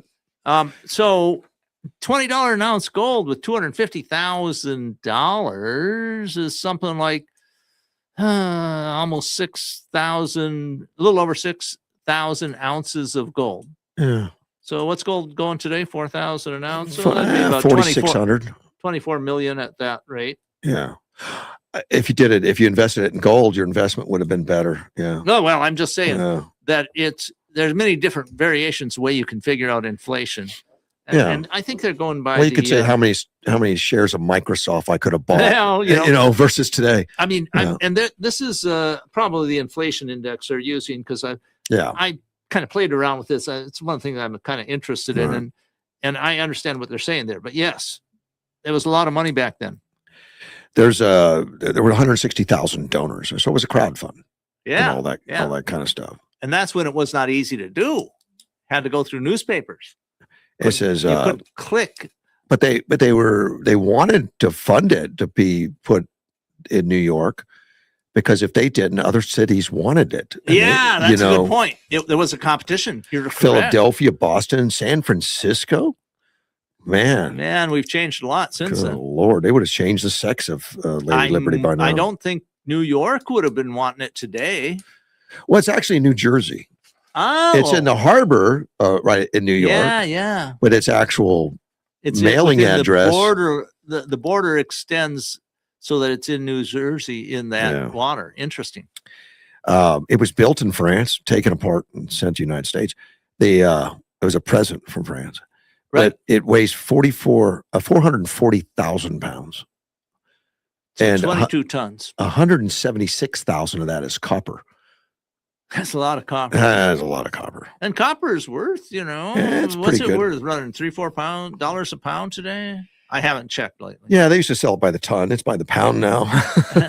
Well, copper has always been a valuable metal. Has it? Okay. But that give me your tired, your poor, your huddled masses, yearning to breathe free, I guess gets really misinterpreted a lot. It does. And that had nothing to do with the designer himself that created Lady Liberty. But it was to commemorate the end of slavery. Interesting. I didn't know that. I didn't either. But it makes sense given the time frame. That's only 20 years, not even 20 years, only 19 years after the Civil War. Yeah. Well, he conceived of it in 1865. Wow. Was when the artist conceived of the idea of the statue. Right at the end of the Civil War. Wow. Right. And it took him 20 years to get it funded. Wow, it's a major project. He had to get it funded, and it was funded by France, and they built it and shipped it. Now, I thought it was it funded by the French government or by private donations? This does not say. I thought it was by private donations in France, but I could be wrong. It says it took him 20 years to get it funded. I don't know if that was a fight with the state or a fight with the hard to know because getting it funded. In that time period, France was already pretty, large scale government. Of course, the guy that came up with the idea was not the sculptor. There were two different people. Not, Yeah. Not the sculptor, but the guy that did it was about slavery, which I had never heard before. No, I hadn't either. That's fascinating. And and somehow I missed that. Well, you're talking about the poem, or the poem, or the statue. The statue. Yeah. Okay. The statue was. So the statue was created to celebrate the end of slavery in the United States, or maybe in the world, because the whole world was moving to end slavery in those years. Wait a minute. Much of the world. Edward tells me the Supreme Court settled that New York owns Liberty Island. Isn't that interesting? And I'm going on old information because I remember it being. So there was a dispute. Yeah. I mean, when I visited, it was very much commented that it's actually in New Jersey. Yeah, interesting. That was a while since I've been. Well, it makes a big difference. Where does the money go? Who gets to tax it? It doesn't get taxed. It's a national monument. Do national monuments? I don't know. They sell stuff there. They have, people who are running concessions probably. Just because you run a concession in a national park doesn't mean you no taxes. Wow. Maybe. I don't know. But that'd be interesting. I have to read about who owns it because I've been saying New Jersey. Well, I thought it was New York, but I don't claim to have expert knowledge on it. But he sent me an article. In 1813, the government built Fort Gibson, named after a colonel killed in the War of 1812 by residents, raised a concern of the military activity. I'm assuming that's on the island. They acquired the island for harbor defense.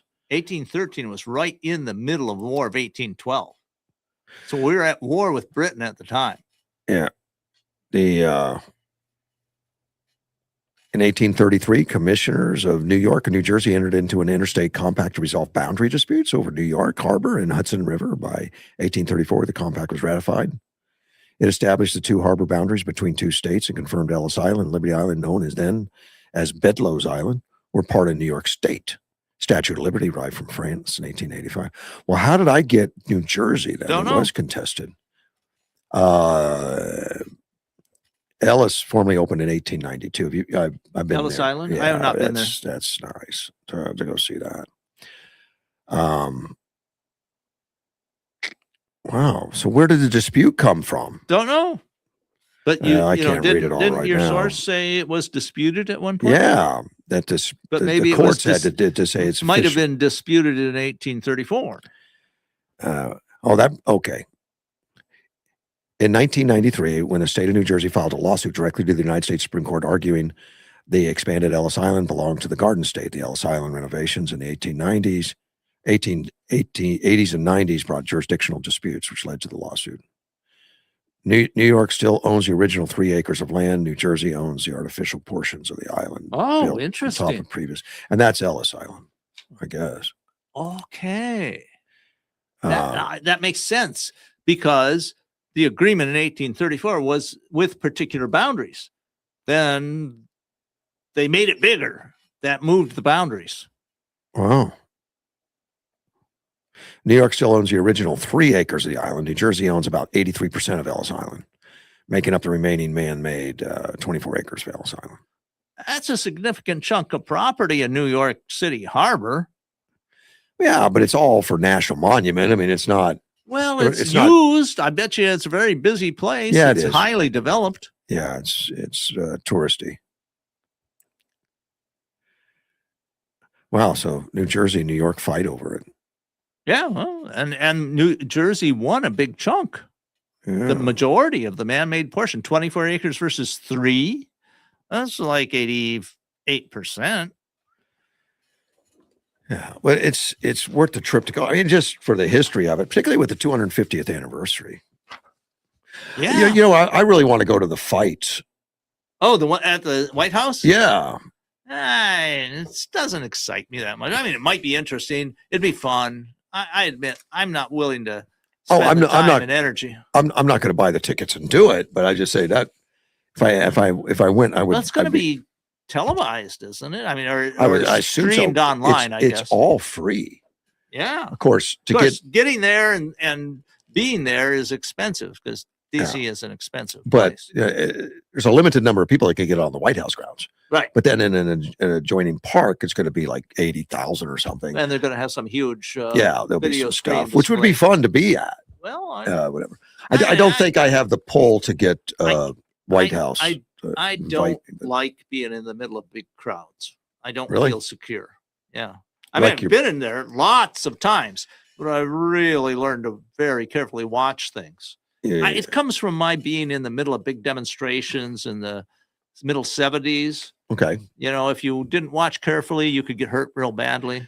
Well, I still walk around and I even think I'm protected. So, well, it's ignorance is you bliss. probably are. Yeah. I never got hurt severely, but I saw people get hurt severely. Yeah. And this was a demonstration. It wasn't just an event. But I've also read many accounts where something happens that panics the crowd and people get hurt seriously. Lots of them. Yeah. So I'm not a big fan of being in the middle of huge numbers of people.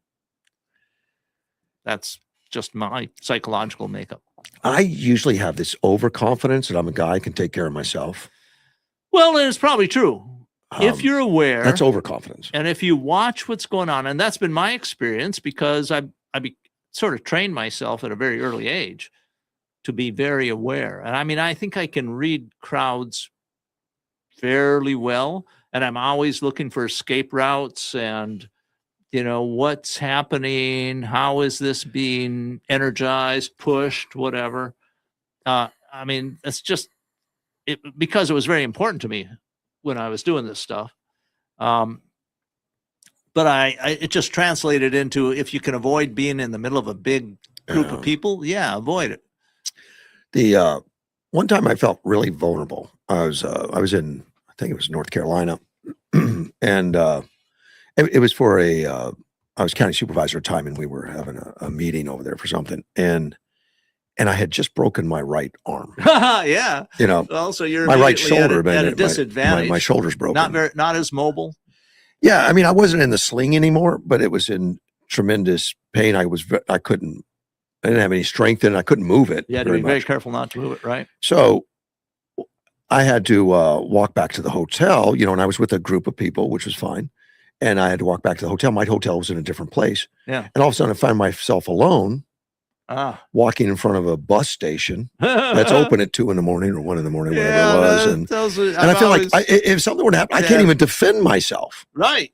Because one arm is completely disabled and you can't move very fast. Yeah. I felt old. But you still had your voice. Yeah, I did. And you are very capable. So, a lot of defense is being able to talk. I've been lucky at that so far. It's kept me. I've never been in a real fist fight or anything. Never.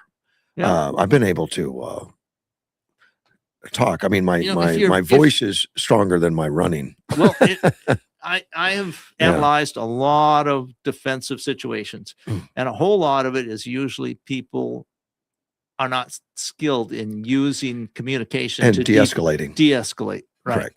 Yeah, and that's the key: is de-escalating, not being a threat. Right. Yeah. Well, and not being a threat, but also not being a victim. Right. It's correct. Both. And that's and you got to pay attention to your surroundings. And, absolutely. And you got to look at what you're up against. And the last time I talked my way out of one, I knew that I was going to be unsuccessful. Wow. And I had already estimated that I've got good enough insurance to repair my jaw when it's broken. I'll be, probably have it wired for a while and be all right. I don't mind applesauce. And I was very calm about it. Well, and that helps. And almost always. And so nothing rattled me. And I figured, he's going to hit me, but that's the way it is. And never did. He walked away. Yeah. Never did. There's a technique taught to law enforcement officers. It's called verbal judo. Mm-hmm. And it's similar to what you're talking about. Basically, you listen carefully to what this person who's often kind of unhinged, emotionally distraught, aggressive. Oh, you were there, huh? You listen carefully to what they are saying. Yeah. And acknowledge. When you when you use your words as techniques to disarm them. Right. And it is very effective. Yeah. But you have to be calm and you have to be thinking about how to do it.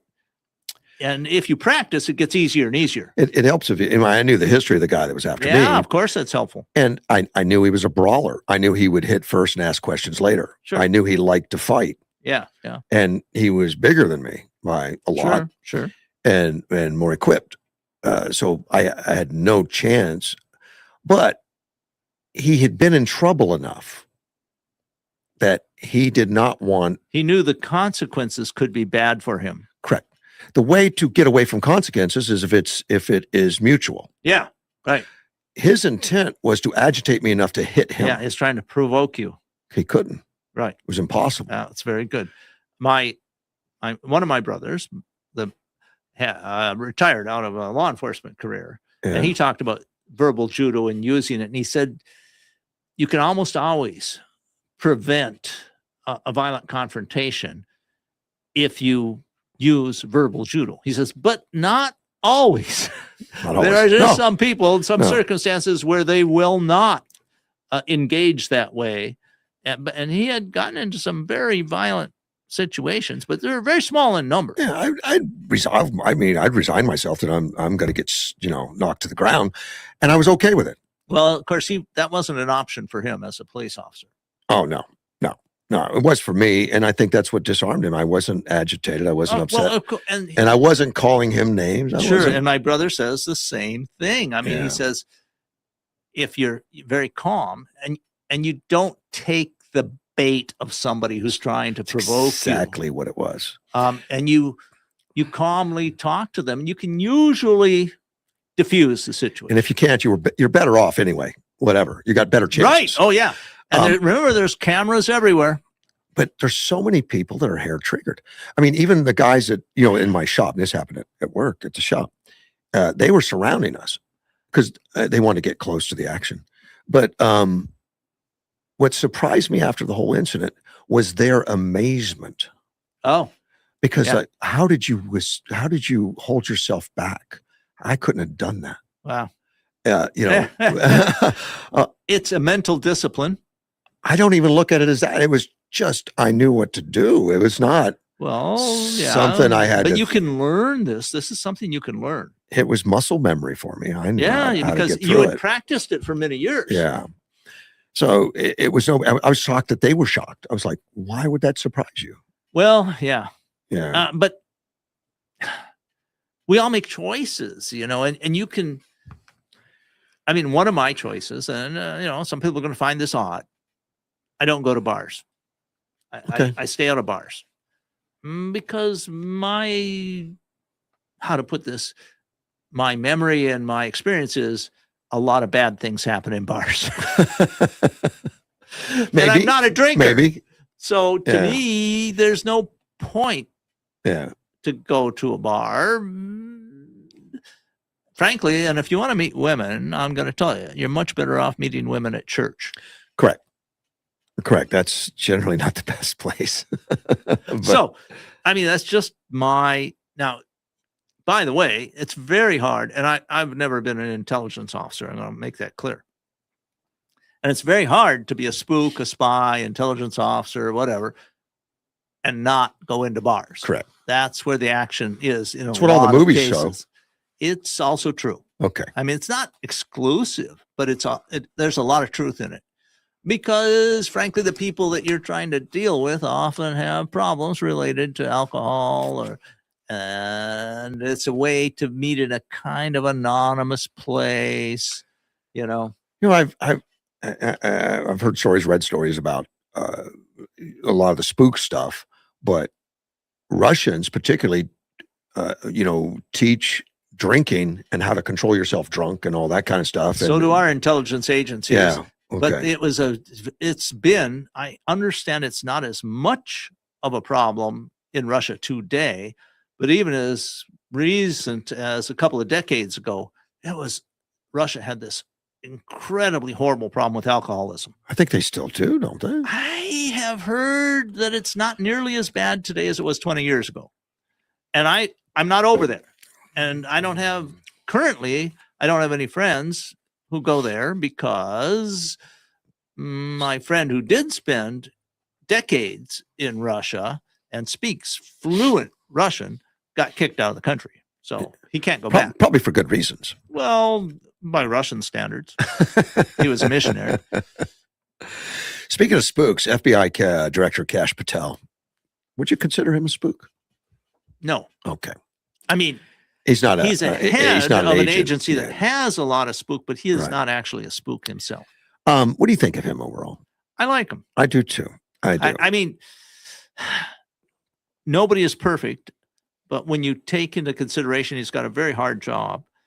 He seems dedicated And he does seem to be, and transparent. I think he's doing the right things. Yeah. Not always exactly the way I want him to be done, but I think he is actually doing an acceptable, much better than job that's been done for decades. He had to go to a funeral recently in Oregon, and he took his girlfriend, Alexis Wilkins, which is weird that you got somebody in those positions that's not married. When I was corporate. Yeah. I agree. So before we really hired executives and stuff, we'd invite the husband and wife to dinner. Sure. Because you're looking for stability. Yeah. You're looking for, there's a trade-off there, Yeah. I mean, stability with a marriage, but a single guy, you can usually make him work harder. Oh, maybe. Guys in bad marriages usually work harder. Interesting. That makes sense, but yeah, you absolutely makes sense. Yeah. I don't have a social life. But well, I'm escaping the marriage. Yes, yeah. Like, I'd go home, but she doesn't appreciate me. Well, or we get into fights, or it's just bad. I mean, all of those things happen. I personally think people in stable marriages tend to be very productive. If you have a couple that reinforce their Oh gosh, yes, it's very it's good. just unbelievable what they can accomplish. When I was with corporate, Genuine Parts Company, I did work a lot of hours. I mean, I just missed stuff.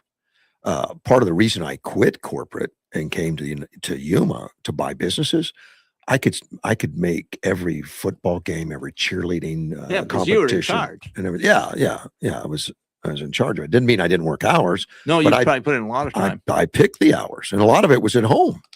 Right. I had computer systems at home and everything, Sure, and I could. You had more flexibility because Right. you were in charge. Yeah, it was a good place to be. But this FBI director, Kash Patel, went to a friend's funeral in Oregon, and I guess the locals in Oregon found out he was there, so they went to the hotel to protest. Sure. It's such a waste of energy. But these people on the left, It's their life. I know, and so my first thought is, well, what are you protesting? That he's got a girlfriend, or that he took time off, or whatever? No, they're here to protest a weaponization of Trump's and Patel's FBI to suppress the freedom of speech and freedom of press. But that's just What bogus. the heck does that mean? It's just not anywhere near reality. No, if anything, the It was much worse under Biden. freedom of speech has now been brought Rejuvenated. back, rejuvenated. Exactly Yeah, right. Exactly.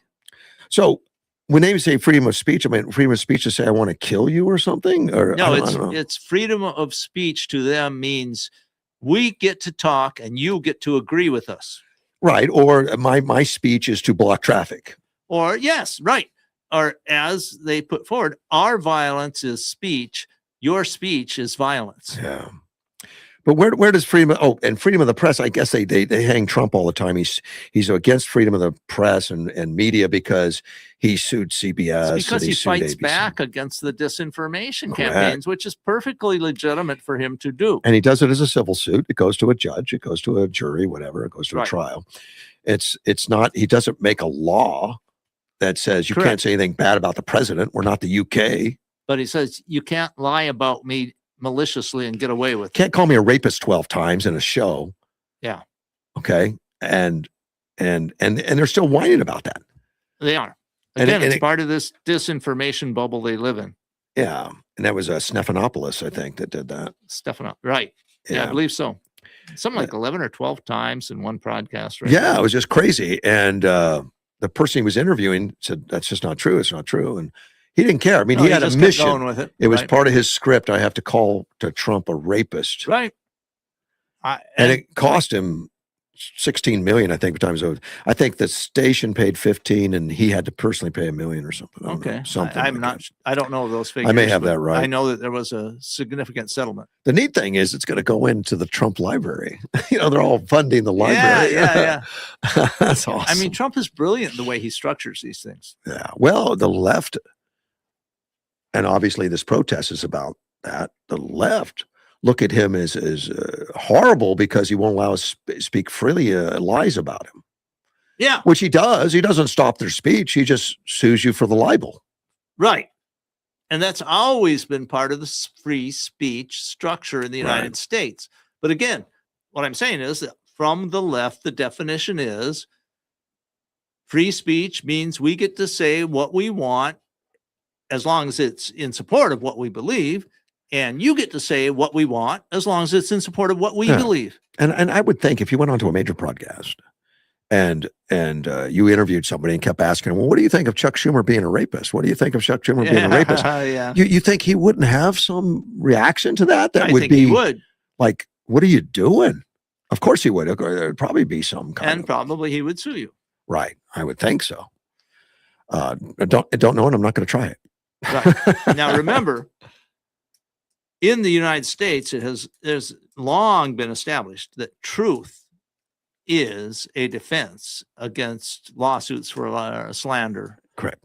And so if the people who claim they're on free speech could show that what they say is true, they wouldn't have anything to worry about. Right. That's right. And if Trump really was a convicted rapist, They'd be thrown out right away. yeah, there wouldn't have been no settlement. A retired pastor, a 78-year-old pastor, was convicted because he was preaching the gospel. Well, you have to always look at the details and the circumstances. Exactly right, because that could be a trap, really.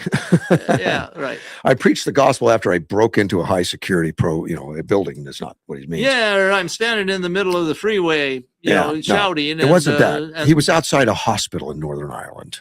Oh, He was outside a hospital in Northern Ireland, and he was. It's where they do abortions. Okay. So he was out, not mentioning anything about abortion, but really gospel. Well, did he have a megaphone? It doesn't say, but somehow. See, because if you're loud enough outside a hospital, there are rules about that too. Well, it doesn't say anything about that in the conversation with the police or anything like that, and it goes through a deal with the police officers came and talked to him about that. And in Ireland, they have something called the Safe Access Zone. It's Northern Ireland's Abortion Services Safe Access Zone Act, which prohibits influencing, preventing, or impeding access or causing harassment, alarm, or distress we have a law like that to in the US. to a protected person within 100 meters. That's 328 feet. That's a long ways. That's like a block. Yeah, it is. I mean, you normally cannot hear a person 100 meters away. It's a very quiet day, maybe. Well, with background like traffic and stuff, unless this guy had a big megaphone. And was it doesn't really say that, blasting. and I would assume that would have been I in would here. think they would mention it if it were the case. But that's 328 feet away from a facility, not the front door. The facility where abortions are performed. And usually there's some grounds. So it could be another 50 yards to that. We have something like 20 feet from the entrance or something to block the entrance. Right. Not about. Of course, there was many people arrested and fined, put in jail for blocking an abortion access is more access than it is about harassing or something. Well, right, but even that's been abused. Was that under Obama or Biden or something? And Trump pardoned him. But Johnson was found guilty of influencing inside the protected zone and fined £450 or about $614. And he may be the first person prosecuted. They can't find another one for the law of preaching a sermon that did not mention abortion. He wasn't mentioning abortion. Yeah. So he's doing the street preacher thing. Like I said, to me, I would, if that's what he's prosecuted for, then it's clearly wrong. But if they prosecute him for something like creating a public disturbance, that might be more nuanced. You'd have to look at it. The pastor's name is Clive Johnston. He says, naturally, I feel deeply saddened by the verdict. At 78 years old, I never imagined I would leave a courtroom with a criminal conviction for preaching the Christian gospel. But beyond the personal impact, my overriding concern is what this says about the state of fundamental freedoms in our nation. Yeah. Well said. Yeah. He says it effectively redefines peaceful Christian witnesses as a form of unlawful influence. If simply reading the Bible, praying, and preaching on God's love can now be considered harmful because someone might overhear it within a certain area, then we have crossed a very serious line. John 3:16 is one of the most well-known and hope-filled verses in the Bible, a message about God's love and salvation. If even that can be criminalized because of where it is spoken, then how can any public expression of Christian belief be truly safe from restriction? And I agree with that sentiment. But again, you have to look at the specifics. We have places where you're not allowed to just spout anything you want, like inside Congress, for example, by non-Congress people. Oh, non-Congress. I was going to say, if you're elected, if you're elected, you can say whatever you want in the U.S. But there are places, and I mentioned hospital zones. I know there's a little hospital in town I grew up with, and there's signs I remember very clearly as you're approaching the hospital. Do not honk your horn. Oh, really? Yeah. No air brakes allowed because you don't want to disturb people who are trying to recover from a serious illness. Right. So that makes sense, though. There are always some places where you have some restrictions. And I don't know what the exact circumstances. Honking a horn's not my speech, though. Well, I agree. Yeah. I agree. Actually, there are circumstances when it could be. There was a grandmother that was arrested, Scottish grandmother. No, it says Scottish. Maybe she was still in Ireland. Twice for holding a sign offering conversation in a protected zone before charges were dropped. Oh, man. Now that I have real problems with. If you're just holding a sign, that's all she was doing. Offering to talk to people, that sounds like a very, very much free speech. But again, this is not in the United States. No, it's in the UK. This is in the UK, and they have gone really far against free speech there. And this article says others have been charged and fined for silently praying in these zones. Yes, I've heard of that. Once the state claims the authority to decide that peaceful biblical preaching is an unacceptable influence in some places, the space for Christians to live out and share their faith in a public life risks becoming increasingly narrow. Correct. And we can go further than faith-related concerns. If an act that doesn't mention abortion is criminalized, what other acts would fall within the reach of the law? The event happened back in July of 24, when this preacher, Clive Johnson, was arrested. He was a police officer approached Johnson as he was preaching on the side of the road. He was on the side of the road. Okay. And he warned him that it's clearly marked safe access zone, and it could not film or preach in the area. Wow. The officer says, "You can say to yourself, in the goodness of my heart, I'm coming here to preach the word of God. However, if you are reckless as to the effect that it could have on patients, staff, or any protected person, then you may be committing an offense." He suggested that you go inside the hospitals, the chapel area, if he wanted a safe area to give religious guidance or comfort or help. But while you're out here in the safe access zone, any act in this area may be dissuaded any protected person from availing services. Harassment or cause them distress is an offense. So Johnson said the whole point of preaching within the buffer zone was to stand against the chilling effect that these zones have on gospel preaching. My encouragement to fellow Christians is not to give in to fear or discouragement. We have good news to share. We must continue to respond with grace, peace, and courage, never with anger or hostility, but with firm conviction. Well, I think I like the guy. I like what he is saying. Yeah. And I think he's making a stand, and he's almost certainly correct. And frankly, I also kind of understand the police officer who is caught between the official government requirements and what he may think is morally correct. So it's the governmental policy that's the problem. The Christian Institute director, Karen Kelly, she said creeping censorship in the UK, if the ruling stands, it will also represent a shocking new restriction on freedom of religion and freedom of speech. So we will be helping Clive to consider the options for appeal. Spokesperson for the State Department I'm assuming the State Department of the United States. Oh yeah, says the United States is still monitoring many buffer zones cases in the UK as well as other acts of censorship throughout Europe.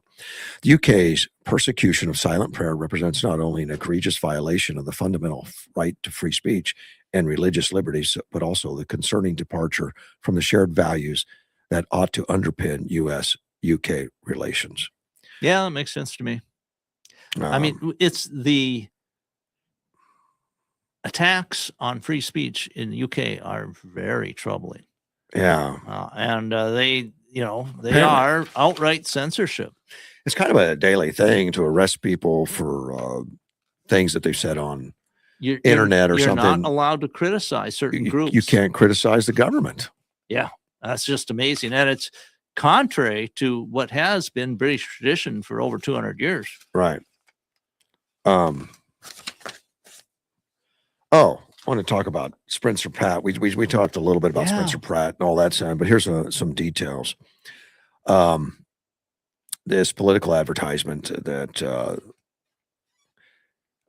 is in the video, and he didn't write it. I don't think he didn't do it. But there's been attacks on Pratt over the homelessness, policing, and public employee unions while urging voters to reject the Republican candidate. Now, because his policies on all of this. Right. Republicans, the speaker says, Republican Spencer Pratt is the last thing Angel's seen. And I think this is the union funded one. I'm talking about the union. This is the union answer. That's what I was understanding. Yeah, this is union's answer to an anti-Pratt campaign. Right. This is anti-Pratt. It says Republican Spencer Pratt is the last thing Los Angeles needs for mayor. Pratt opposes using taxpayer money to build brand new houses for unhoused neighbors, saying it's time for the homeless to get help or get out. Pratt thinks LA needs thousands more police officers rather than more social workers. And Republican Spencer Pratt thinks public employee unions should have less power, not more. LA's on the right track and needs to stay on course. Vote no on Republican Spencer Pratt. Yeah. It sounds like an advertising for him until it says vote no for him. Well, right. I mean, and that's the way I've read about it in commentary online, as people are saying, is this a pro-Pratt ad? Because they're saying all the things that he intends to do, which is what he is running on. They spent $221,000 on digital advertising for that ad. What do you want to bet it's not running anymore? I don't know. Because they're in a bubble. They may not see it the way we see it. They didn't realize the backlash, how much word of mouth it's getting. Yeah. Pro-Pratt backlash. But it shows, see, the weakness in it is that they're showing what they really believe. Yeah. And that's, we want reality to be effective. I mean, to be seen. The more reality is seen, the more conservatives win. That's because the left has become so estranged from reality. Yeah.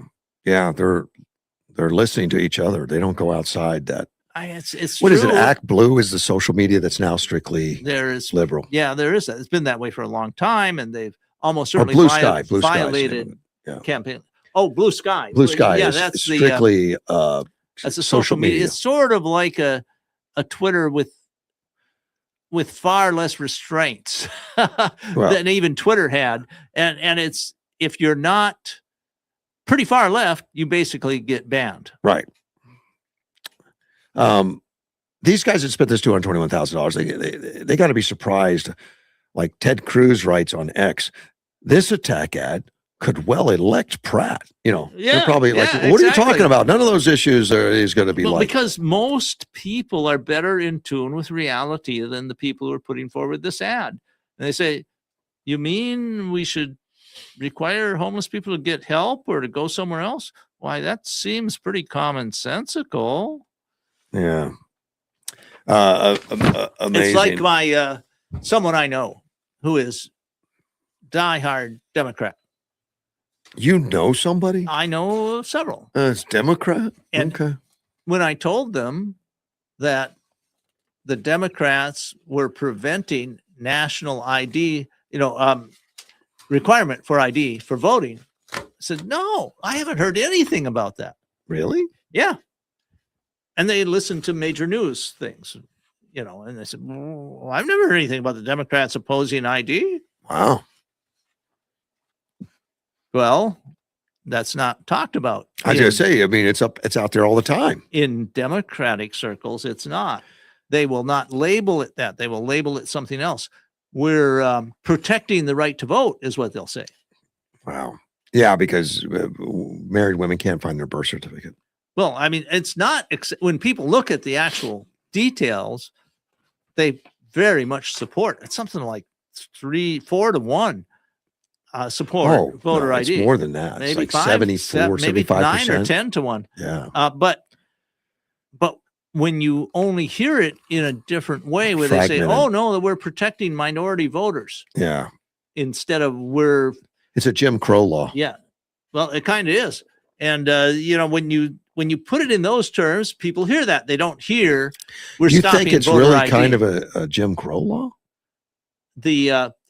I think that the Democratic opposition is like Jim Crow. Oh, okay. You think they? Okay. So I was putting that in my mental All right. framework, and I could see where you could interpret that differently. Because what it's saying is black people are not capable. I know, it's so weird. I mean, it's so insulting. I don't know how people of color can hear that and not be insulted. Because the frame, first off, some are, probably a great number are. Yeah. So you can't just make that overall assumption. I think many are insulted, but a few who are, a significant number probably, who are in that bubble say, well, it's a threat to our power. Of course. So they care more about that than we can live with the insults. Yeah, exactly. Trump's getting ready for a Beijing summit. He's finally going. He put it off. I think it was supposed to go May 1st or something, but he put it off. He put it off because of the conflict in the Gulf. Yeah. And frankly, the conflict in the Gulf, in my opinion, puts him at a much higher power level when he goes to Beijing. Really? Oh, yeah.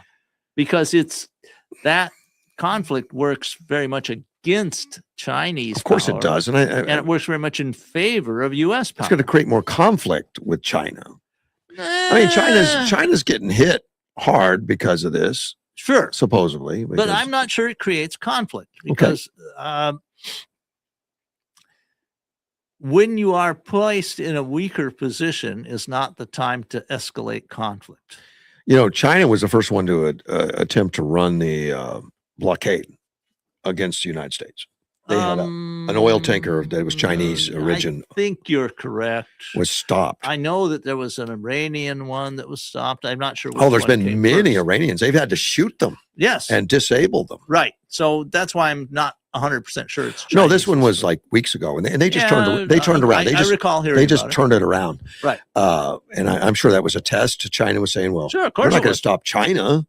Well, they did. Sorry, buddy. They did. We mean what we say. That's a major thrust of Trump. Although you have to take him seriously, not literally, because of the way he uses rhetoric. The top agenda items, AI chips is one of them. Oh yeah. And we know that China is a major supplier, Taiwan is a major supplier in China. Right. I don't know between the two of them how much they represent, but probably 80% or so. Big chunk. Yeah. Although we're bringing more plants online here. In Arizona even. Yeah, 3 of them in Arizona, I think. There's a big property. It has multiple something that they're building right now in that grouping of is an assembly building. Now, one building they make the chips, but now those chips are all sent over to Taiwan to be assembled. No, I didn't know that. And that's a delicate procedure that requires the clean rooms and all that kind of stuff. So they're shipping it over there. So they're building multiple billion-dollar building for assembly.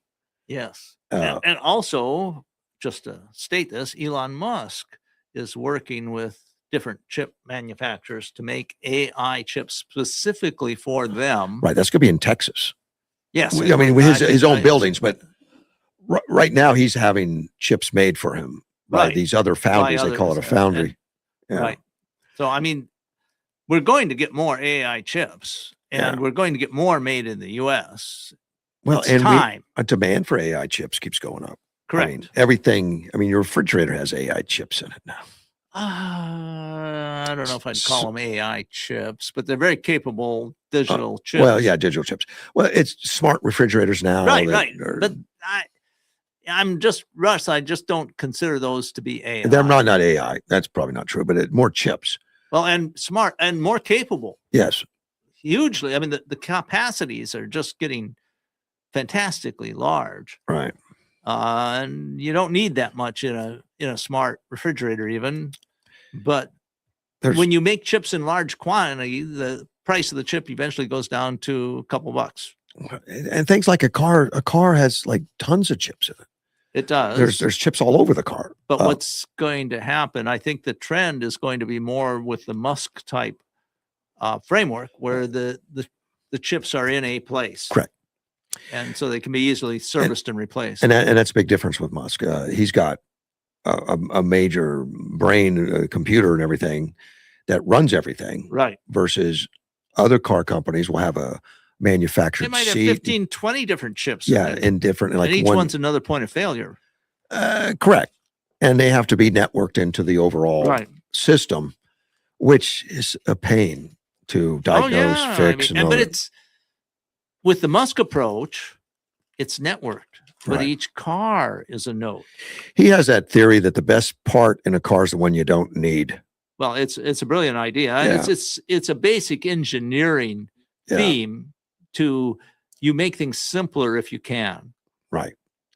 And he seems to excel at it with the Tesla cars. A lot of it is that he is a single manager. Right. So he can make decisions. It's a private company. Right. It's not stockholders. That if you have, a dispersed management system like you have in most of the other car companies, it's just harder to get things done. Everything goes through a couple of committees, and then you decide, and there's trade-offs, and this engineer makes that point, and that engineer makes the other point, and it just takes a much longer time to make decisions. Whereas Musk can make decisions almost instantaneously. Not quite. Apparently he does. He makes decisions. And he has this incredible intuitive grasp of reality. And by reality, I mean physical reality. His reality is not my reality. Well, he's just got this incredible grasp of physics, what's possible, what isn't in physical reality. Right. But AI chips is going to be a big one. And I imagine it is. And of course, we're not up to speed right now to take over all our needs. We're energy independent. We're not chip independent. No, but we're getting there. I don't know how long it's going to take. What is it going to take? 10 more years? 5. I've heard 5. Have you?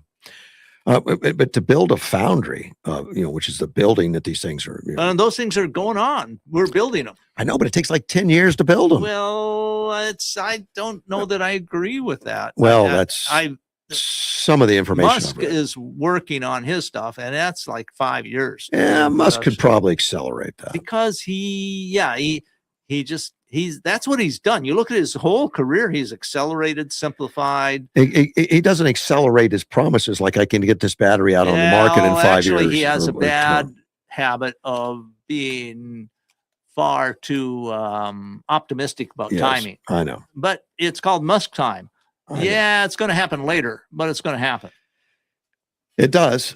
And that's what we see generally. He's a very impressive guy. The other item that's on the top agenda is farm goods. And, China has been a big purchaser of agriculture. Like farm machinery or your products or what? I'm assuming it was agriculture products. Yeah, things like soybeans. And that's been used as a pawn before where, China has contracts for acres and acres of soybeans and then cancels it because of issues with policy. I can believe that. Yeah. And Trump, of course, got it back on track. But they feel, and of course, Trump hasn't released a complete agenda, that the Iran war affecting global energy is going to be talked about. I would think. You think? I would think that's not going to escape that discussion. But I don't see China as having much leverage there. Now, Trump talks tough about China. He doesn't. But he's always willing to cut a deal. Yeah, and he talks. He talks them in terms of competitiveness. They're our number one competitor and all that kind of stuff.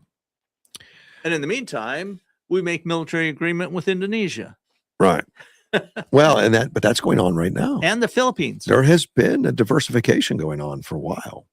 Well, what I'm saying is the Chinese have been leaning on Indonesia and the Philippines, particularly the Philippines. Oh, More. China has been. I was going to say we've been going there for more. Well, right. But what I'm saying is the Trump administration bringing Indonesia and the Philippines more into the American sphere helps contain the Chinese expansionism. Yeah, okay. Which has been going on for quite a while. Yes. It says the two countries may negotiate, which they probably will, commitments by China to purchase American farm goods and jetliners. Interesting. And I guess that's Boeing. Yeah. I'm trying to think. Lockheed, is that a thing anymore for Well, Lockheed? Not for passenger. Yeah. Okay. I mean, that would I'm be just trying to that would be remember. military stuff, but China doesn't buy our military stuff. Well, I don't think they might They want sell one theirs. of, Yeah. you know, all the just give me one so I manuals can take it apart. Yeah, right. You know, well, I'm sure they get them somehow. well, a lot of intelligence operations going on. In fact, the F-35, they've got a copy of that. And people have measured it out the best they could from pictures and everything. Sure, right, And it's like within millimeters of everything. right. Of a But the F-35. external is only a small part of it. It's very small part. I mean, it is a part, but apparently it's not stealth in China because part of the stealth is the engine, and their engine is red hot. Yeah. And I read about Russian Soviets. We had a what was it, B-25, I think. That it may be I may be wrong. yeah, I think that's right. And they had a forced landing in Russia. Yeah. During World War II. Right. Soviet Union. And they said, we're neutral with China. We're neutral with Japan, Mhm. and you are at war with Japan, so we can't let this plane go back. And they took it and they copied it, and it became one of their famous aircrafts. I forget, a Tupolev something. And they actually improved on it. They put better engines on it. But the copies went so far as to have a patch that was done on the really? American airplane. That patch was duplicated. recreated. Yeah. Okay. And then But- not necessary, but recreated. Right. But I'm not saying that they were I give the Soviet engineers tremendous Oh, that's credit. Soviet. I thought you were talking China. But No, this was Soviet. well, Soviets notorious for that. But something apparently that they do is they're very sloppy with wiring. A lot of our engineers look at it and the wiring's all over the place. Yeah, And I don't know. That could be, but it's like a I mean, rat's they nest. for the time, it was incredible engineering. The reverse engineering they Yeah. did was very, very good. But the problem with today is so much of the engineering is in the software, Right. and that's much harder to reverse engineer. And wiring now, if you start getting into all the, like automotive, and we can speak about automotive, but a lot of the wiring in the automotive is so intricate to things working properly because it has to have the right resistance, and a little off is going to be is going to make a big difference. You Sure. can't, and it never used to be sensitive like that. No, because digital is more sensitive to that Yeah. in some ways than analog circuits. But we're working around that, and Musk is doing it a lot differently. But I'm saying it just makes everything harder to copy. You can't. Oh yeah, you can't. You can't. I mean, You it's can't very difficult because unless you have the actual engineering specifications on paper, Yeah. you just a slight difference in the alloy of the wires you're using Yeah. can make a difference. And of course, we may eventually go to where cars use fiber optics instead of Are there electrical. any now? I don't know of any, but for sending signals, it's far superior. Right. It's also more expensive, so I don't know if it'll It- necessarily happen. It may not give any advantages though. Well, one of the advantages is far less susceptible to stray signals. Okay. You don't have to shield it as much, but you still need to get power to like your backup lights, even if they're LED and don't take much power. Mhm. You still have to get power to a backup camera. So you still have to have some type of wiring that is conducting electricity, which means frankly, in today's age, it's going to be copper. I don't know if we ever could go to aluminum in cars or ever go to gold, but Gold. I don't know if it's all copper. I'll have to ask those questions. It's not steel. I'll tell you that, because Okay. the resistance is just too high. Okay. But there is aluminum has been, and then I know that some of the signal stuff we used in the military was like copper plated steel for strength and tension, Okay. copper on the exterior for conduction. I can tell you all the wire we have at work is copper. I mean, that we keep on the shelf to repair for repairs and stuff. Well, there's some But I don't know. huge advantages to copper, because it's not real stiff. It's ductile. It tends, vibration doesn't cause it to break as Right. easily. And we're putting it in strange places and wire. I mean, Yeah. So pulling around corners. I would expect that right now copper is what exists almost exclusively, but I could envision a future where the signal's performance is more important than the conductivity for a lot of applications. We were working on a Mercedes the other day on the fuel injection system, and the wires running into the fuel injection system got too hot and melted the insulation off of it. Ugh, yeah. Yeah, Oof. of course that shorts everything out. Yeah. Whatever. But I looked at those wires. I mean, they're like as thin as a human hair or That's more. tiny. And the problem with it was, so was the insulation on it was so thin, and it's right on Yeah, top so of it the didn't take much to degrade it. right on top of the engine. We're talking $100,000 Mercedes. That's only a Wow. couple years old. So I read a little bit on it online, and a lot of those have had recalls on the Mercedes. Yeah, well, But yeah, they're still making them. it's one of the ways we learned, this was not a good idea. Yeah. Well, and this customer that we had, we just said, look, you just need to take this to Mercedes right now, because it's going to need a whole new harness. And we can't do it here we- easily. we could, but it would be very- we would have to be on the learning curve and all that kind of stuff. Right. We don't normally put that in. I think he spent $10,000 Wow. to get that done at Mercedes Yeah. on a car just a few years old. It was just out of warranty. Huh. For that. And it was just like, oh my gosh, why would you buy that car? Well, they're not meant to fail. No, I mean, but and the problem is when you're dealing in a fairly new design, new technologies, there's always unanticipated problems. well, I was reading it, and this is like a Mercedes 450 hybrid. Yeah, it's a high end car. type stuff. And so I was looking it up, and I saw all these other models from just a year or two ago that had recalls on them for the exact same problem that's on this car. But this one did not. Did not. Wow. Otherwise, we would have been happy to tell him. Good Yeah, news. yeah, It's yeah. being recalled, and it may end up being recalled I suspect. Yes. after he's paid his $10,000. Sure, right. Yeah, and you can't give that back. I can't believe how expensive this stuff is. Just to buy that wiring harness alone was as much as I'd pay for a used car. But on the other side of this, we see incredibly capable cars that are, they're expensive, but when you look at them in the dollars it would have cost, 40, 50 years ago, they're not that horrible. No. I mean, the prices of cars, a $4,000 car in 1965 would have Oh to my be God, that's $40,000 today. More. That's a high end for. I remember my parents bought a 1973 Monte Carlo brand new off the showroom floor for $3,400. Yeah, there you go.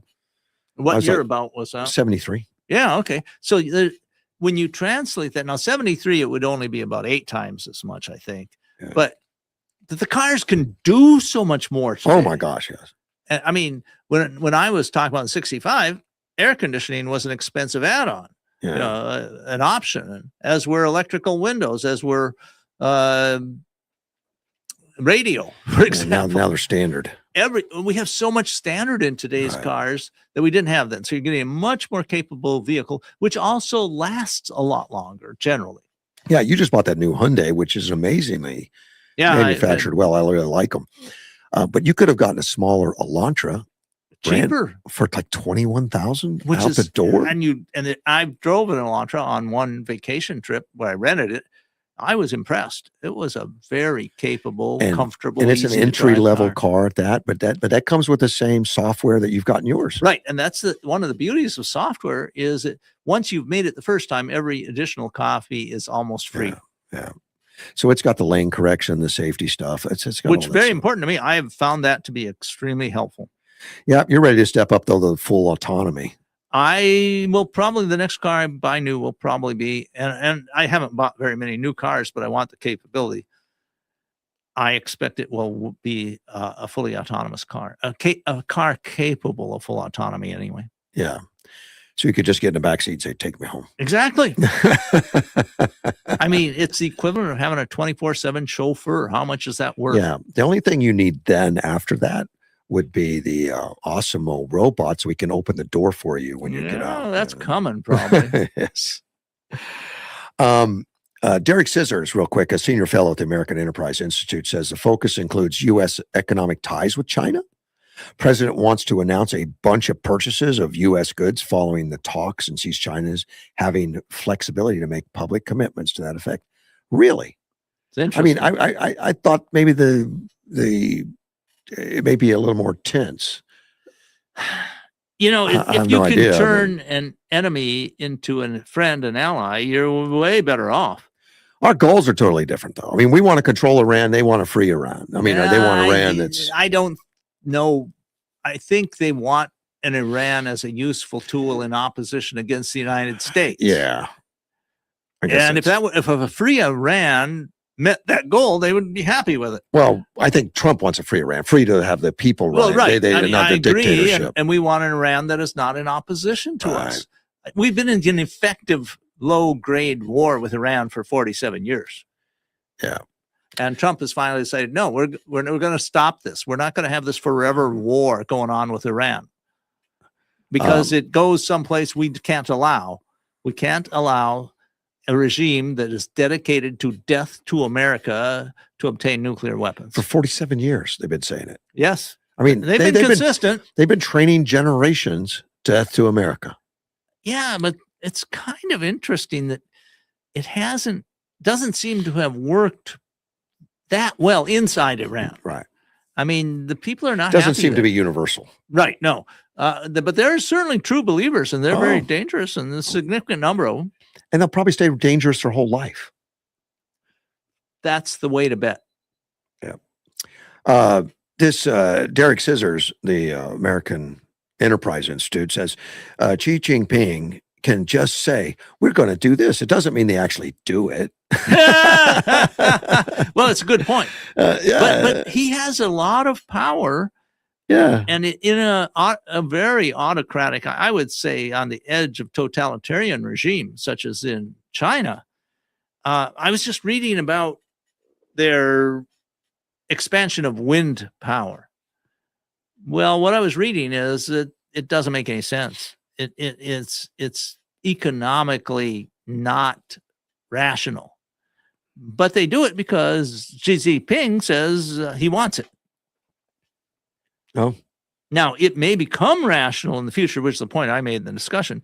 If you get cheap storage capacity, wind power becomes economic. If you can store a couple months' supply to make up when the wind is not blowing. Yeah. But that's very expensive right now. Right now it is. Yeah. I keep thinking they're going to make a breakthrough and get a cheaper. Well, we're moving that way. We're incrementally seeing changes, and it may happen. I'm not saying it can't happen. Maybe 5 years, maybe 10 years, maybe 20 years. Don't know. But it's possible. It's not impossible to have cheap storage of electrical energy. Right. It's just we don't know how to do And it. since it's land based, it doesn't matter if it's bulky or heavy. Right, not nearly as much. Yeah. And China is making some serious progress on iron-based storage batteries that are much cheaper than lithium ion. Okay. So I'm not saying it can't happen.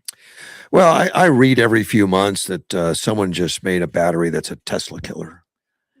Well, why would a battery be a Tesla killer? I don't know. I mean, because Tesla would just adopt the technology and put it in their cars. But that seems to be the selling points of Tesla. Well, killer. Tesla has invested heavily in lithium on the latest lithium ion batteries, but appears to me they could change that plant to making some other kind of battery if that was a lot better battery. But you know, you got a good product. If everyone that mentions they've got a product that's going to beat Yeah. you, you know, you got a It's good true. product. It's true. We're out of time, man. It's been a great 3 hours. I appreciate you taking time to come in. Yeah, it's been fun. I'll be back tomorrow. So will Dean, actually. Hey, this is Yes, I Mortgage expect One to be in Studios. tomorrow.